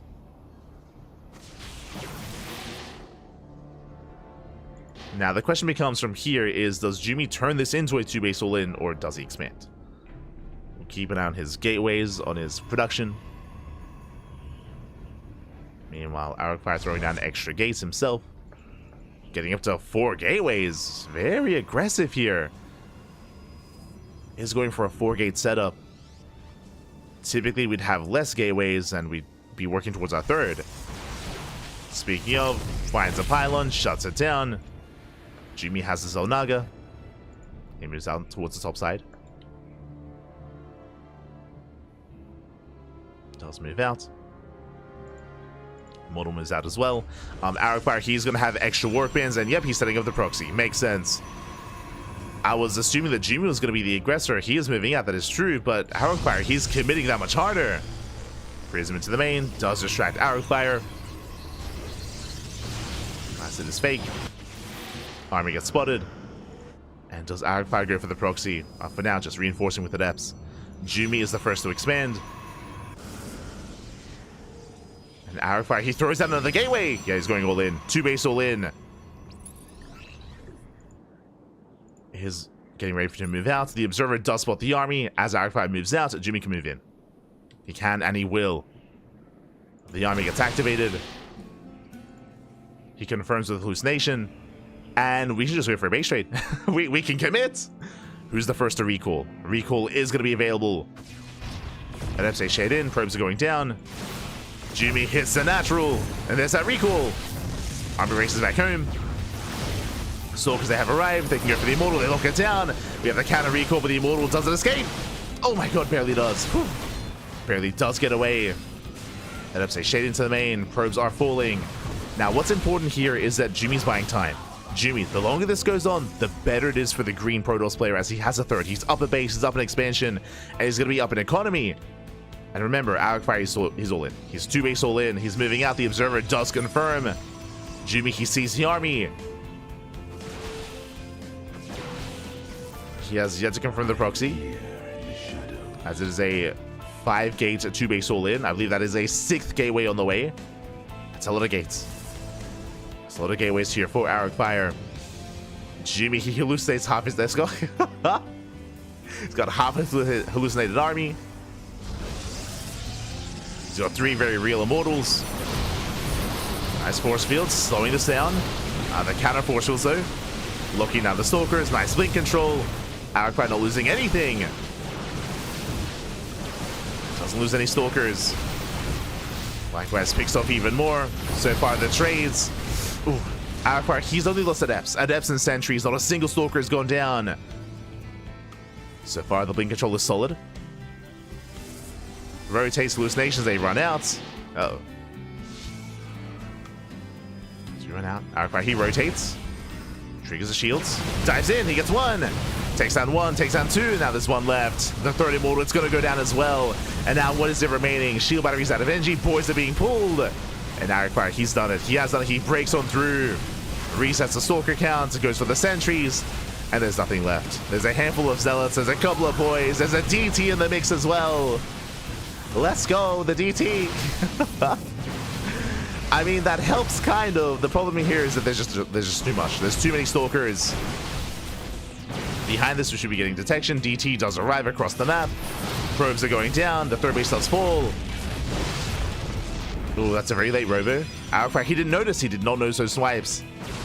Did not notice the DTs. Another DT morphing in. Boys being pulled away. We're ending up in a very weird base trade. Let's go. As again, the bases are under fire. Dark Templar will eventually clean everything up. There is 0 detection, but the robo's on the way. And we have a second proxy robo as well. Robos are in production. We just need 1 observer and to retain the Stalkers.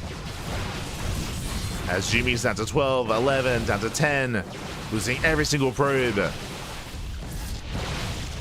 Getting very intense micro here, just trying to depower all the production. Stalkers, they try to get away. Robo goes down, and Arcfire has to get the hell out of here. He can't lose too much. Whew. Does get out. Oh no, the robo is denied.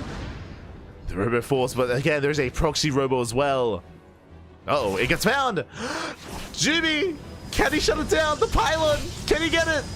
Oh my god, there's force fields. Ah, he cannot. He's zoned away. The body blocking, the force fields. He saves the pylon. The observer's on the way. If he can shut down this robo, he can win the game. But no shot. The observer, it will pop out. We have detection. And with that, now Jumy, he cannot hold on to his bases. He cannot survive as another DT goes down. Ay, ay, ay. And now Arcfire can just commit, and then he can recall back home. These bases going to take a long time to bring down. More DTs have arrived. Boys are being pulled back home. This I'm not so sure about, as these probes are very exposed. They're going to try to fight, but I mean, there we go. A couple of Stalkers do race back as well. Probes are going down. Oh god, we're going to be throwing away every single probe. Arcfire. We didn't have to do this.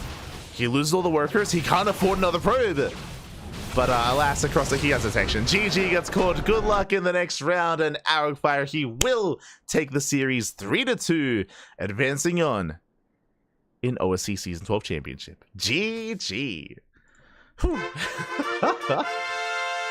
GG, well played. A very chaotic finale here. I mean, again, the DTs, they almost won the game. They killed the robo in the main, but alas, they did not depower the robo out on the map instead. I mean, that would have been potentially a win condition. I mean, even if he had killed and even if he had denied that detection, it still would have come down to the base trade with who can destroy the buildings faster, but it would be so awkward and so difficult to maintain that stalker count against all those DTs, because there were like 6 Dark Templar on the map. There were a lot of DTs, and it was getting very, very difficult to preserve the army. So that could have gone either way. Regardless, GG well played. Observer arrives, and Aragfire, he claims it. Congratulations here to Aragfire. He does claim the series, and Jumy is knocked out of the tournament. He's knocked out of the OSC Season 12 Championship. GG well played. He played very well for himself, and I know he is a fan favorite. He does do a lot of streaming himself, of course, but Aragfire, he has been on fire. No pun intended. Again, Aragfire, he was on a hiatus for a long time. He was gone from the game, but he recently came back, and he has been looking insane. He's been bringing down a lot of big players here, causing upsets, and it's been great to see the return of Aragfire. Been great to see the return, and with that, congratulations. He does advance on into the next round, and we'll be catching up with players like Aragfire, with players like Solar and the others next week. Un momento here.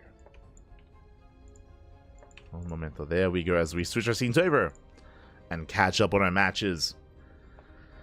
Again, that was a lot of best of 5s. Just pure best of 5s here. Sola took down Lemon 3-1. We had Spirit taking down Art, Mixu taking down BabyMarine, and Aragfire taking down Jumy. Let's go. Did have our players popping off here. We have our 4 players advancing on into that next round. And again, we'll be catching up with the remainder of the lower bracket with lower bracket round 2 next week. Catching up next week. And then we'll be delving into the upper bracket once again. Again, plenty of matches coming up ahead of us, and plenty more casting to come as well. Speaking of, if you enjoyed the broadcast, if you want some more StarCraft, here we have our weekly schedule, 2 casts a day, every single day. There were a lot of people that were tuning in that were actually asking about Elite League. I don't blame you. Elite League is currently live. It is being casted over in Korean. It is only a Korean stream. I don't mind mentioning this again. We were the official English casters for Elite League, but Elite League is sponsored by Chijik. Chijik is a Korean streaming platform. It's like a Korean version of Twitch. Because Twitch is banned. Twitch is banned in Korea, so they have their own platform instead, and they sponsor Elite League. Because they sponsor it, their prerequisite, their prerequisite to stream it live is for it to be on the platform, on Chijik. Has to be streamed there, cannot be streamed anywhere else. We streamed a couple of weeks of it over on Chijik, but it is a Korean site, so everything's in Korean, everything's in Hangul. Likewise, the routing to the Americas and the routing to Europe isn't ideal, so it's actually, there's a lot of buffering if people try to watch from other regions in the world, so it's just not very friendly to international viewers and international to the international player base. And because of that, we didn't really get much viewership. We were casting it, you know, we were like the official English casters, but like it didn't really mean anything because not a lot of people were tuning in. So we're like, you know what, it's probably better for us if we just cast via replays a couple of hours later. So that's the plan. That's why you can see here that Elite League, we're going to be going over those replays Wednesday morning at 9 AM KST. This is around like 5 or so hours after the event ends. So after the event ends, I mean, I'm going to be asleep, going to wake up, going to get the replays ready, and we're going to be jumping into the cast. So we won't have a live cast of Elite League, unfortunately, but it is merely hours after the event concludes. That is how we approach this. I think Wardy does something similar, but Wardy, he has his own stream at a more European-friendly time. Ours is a little bit later in Europe and a little bit more ideal for NA and for Korea and for Oceania. So we have our own time slots when we cover Elite League. That's how we do approach this. Likewise, we have plenty of other casting going on. We have the Enki Pro Series in the evening. We have the KSL on Thursday. We have the Podcast, Amantes, Code for Giants Cup, Kung Fu Cup, Warcraft 3 Edition. We have MSO, STC, and SEL. Plenty of content. Again, we have 2 casts a day every single day.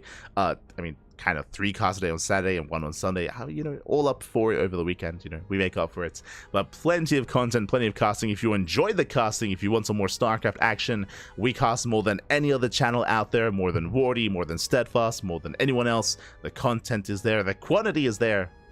All the casting, all the StarCrafts, we have it for you. If you can't watch anything live, then do check out the VODs over on YouTube. You can check us out on YouTube. The VODs are uploaded on a daily basis. There's a lot of content. There's a lot of content on YouTube, and we also live stream on multiple platforms. We stream here on Twitch, we stream on YouTube, we stream on TikTok, we're on Facebook, we're on Kick, we're all over the place, all things CranKy Ducklings. So if you have a preferred platform, you can follow us there. We also post on a regular basis whenever we go live on our social medias: Twitter, Facebook, Instagram, YouTube, Discord, all things CranKy Ducklings. We're all over the place. All the content, all the StarCraft. Oh, the StarCraft. So we got you covered there if you wish. Otherwise, if you want to support us monetarily, you can do so via Patreon. !Patreon in the chat. Our Patreon directly funds our tournaments. We host events on a regular basis. You can see Sparkling Tuna Cup on Sunday. That is our weekly Open Cup. You can see Master Swan Open on Saturday. That is our monthly Bronze to Masters tournament. And we also have the next week, Sea Duckling Open. That is our monthly Bronze to Diamond tournament. So we have events for amateur players, and we have events for pro players as well. And all the money that we make on Patreon goes towards those tournaments. If you want to help us grow those tournaments, you can do so via Patreon. We also give out replay packs. We got a lot of replay packs to hand out as we do a lot of casting every single day. So again, those are available if you wish. Otherwise, thank you. Thank you for watching. Thank you for tuning in. We do appreciate the support.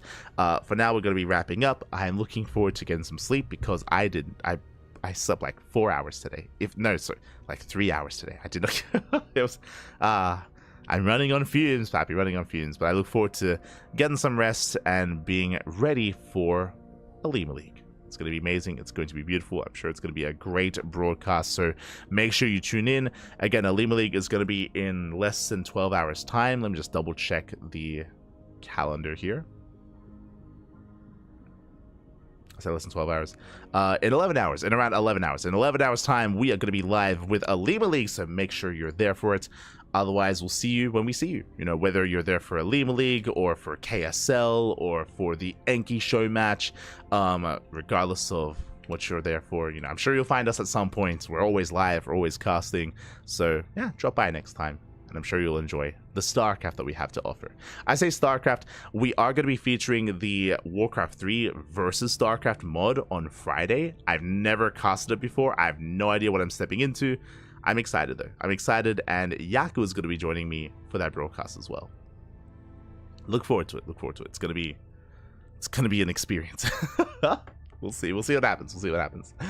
Otherwise, thanks for watching. Thanks for support. Stick around. We're going to be giving another StarCraft stream a raid. Who is live? Who is live at the moment? Who can we send everyone over to? Let's have a look here. Rotterdam is doing a ladder stream. Loco is casting replays of the Elite Cup. Who else do we have? We have Upper Tree, who's sleeping, still doing his sub stream. We have Rex, who I believe is casting. What else do we have?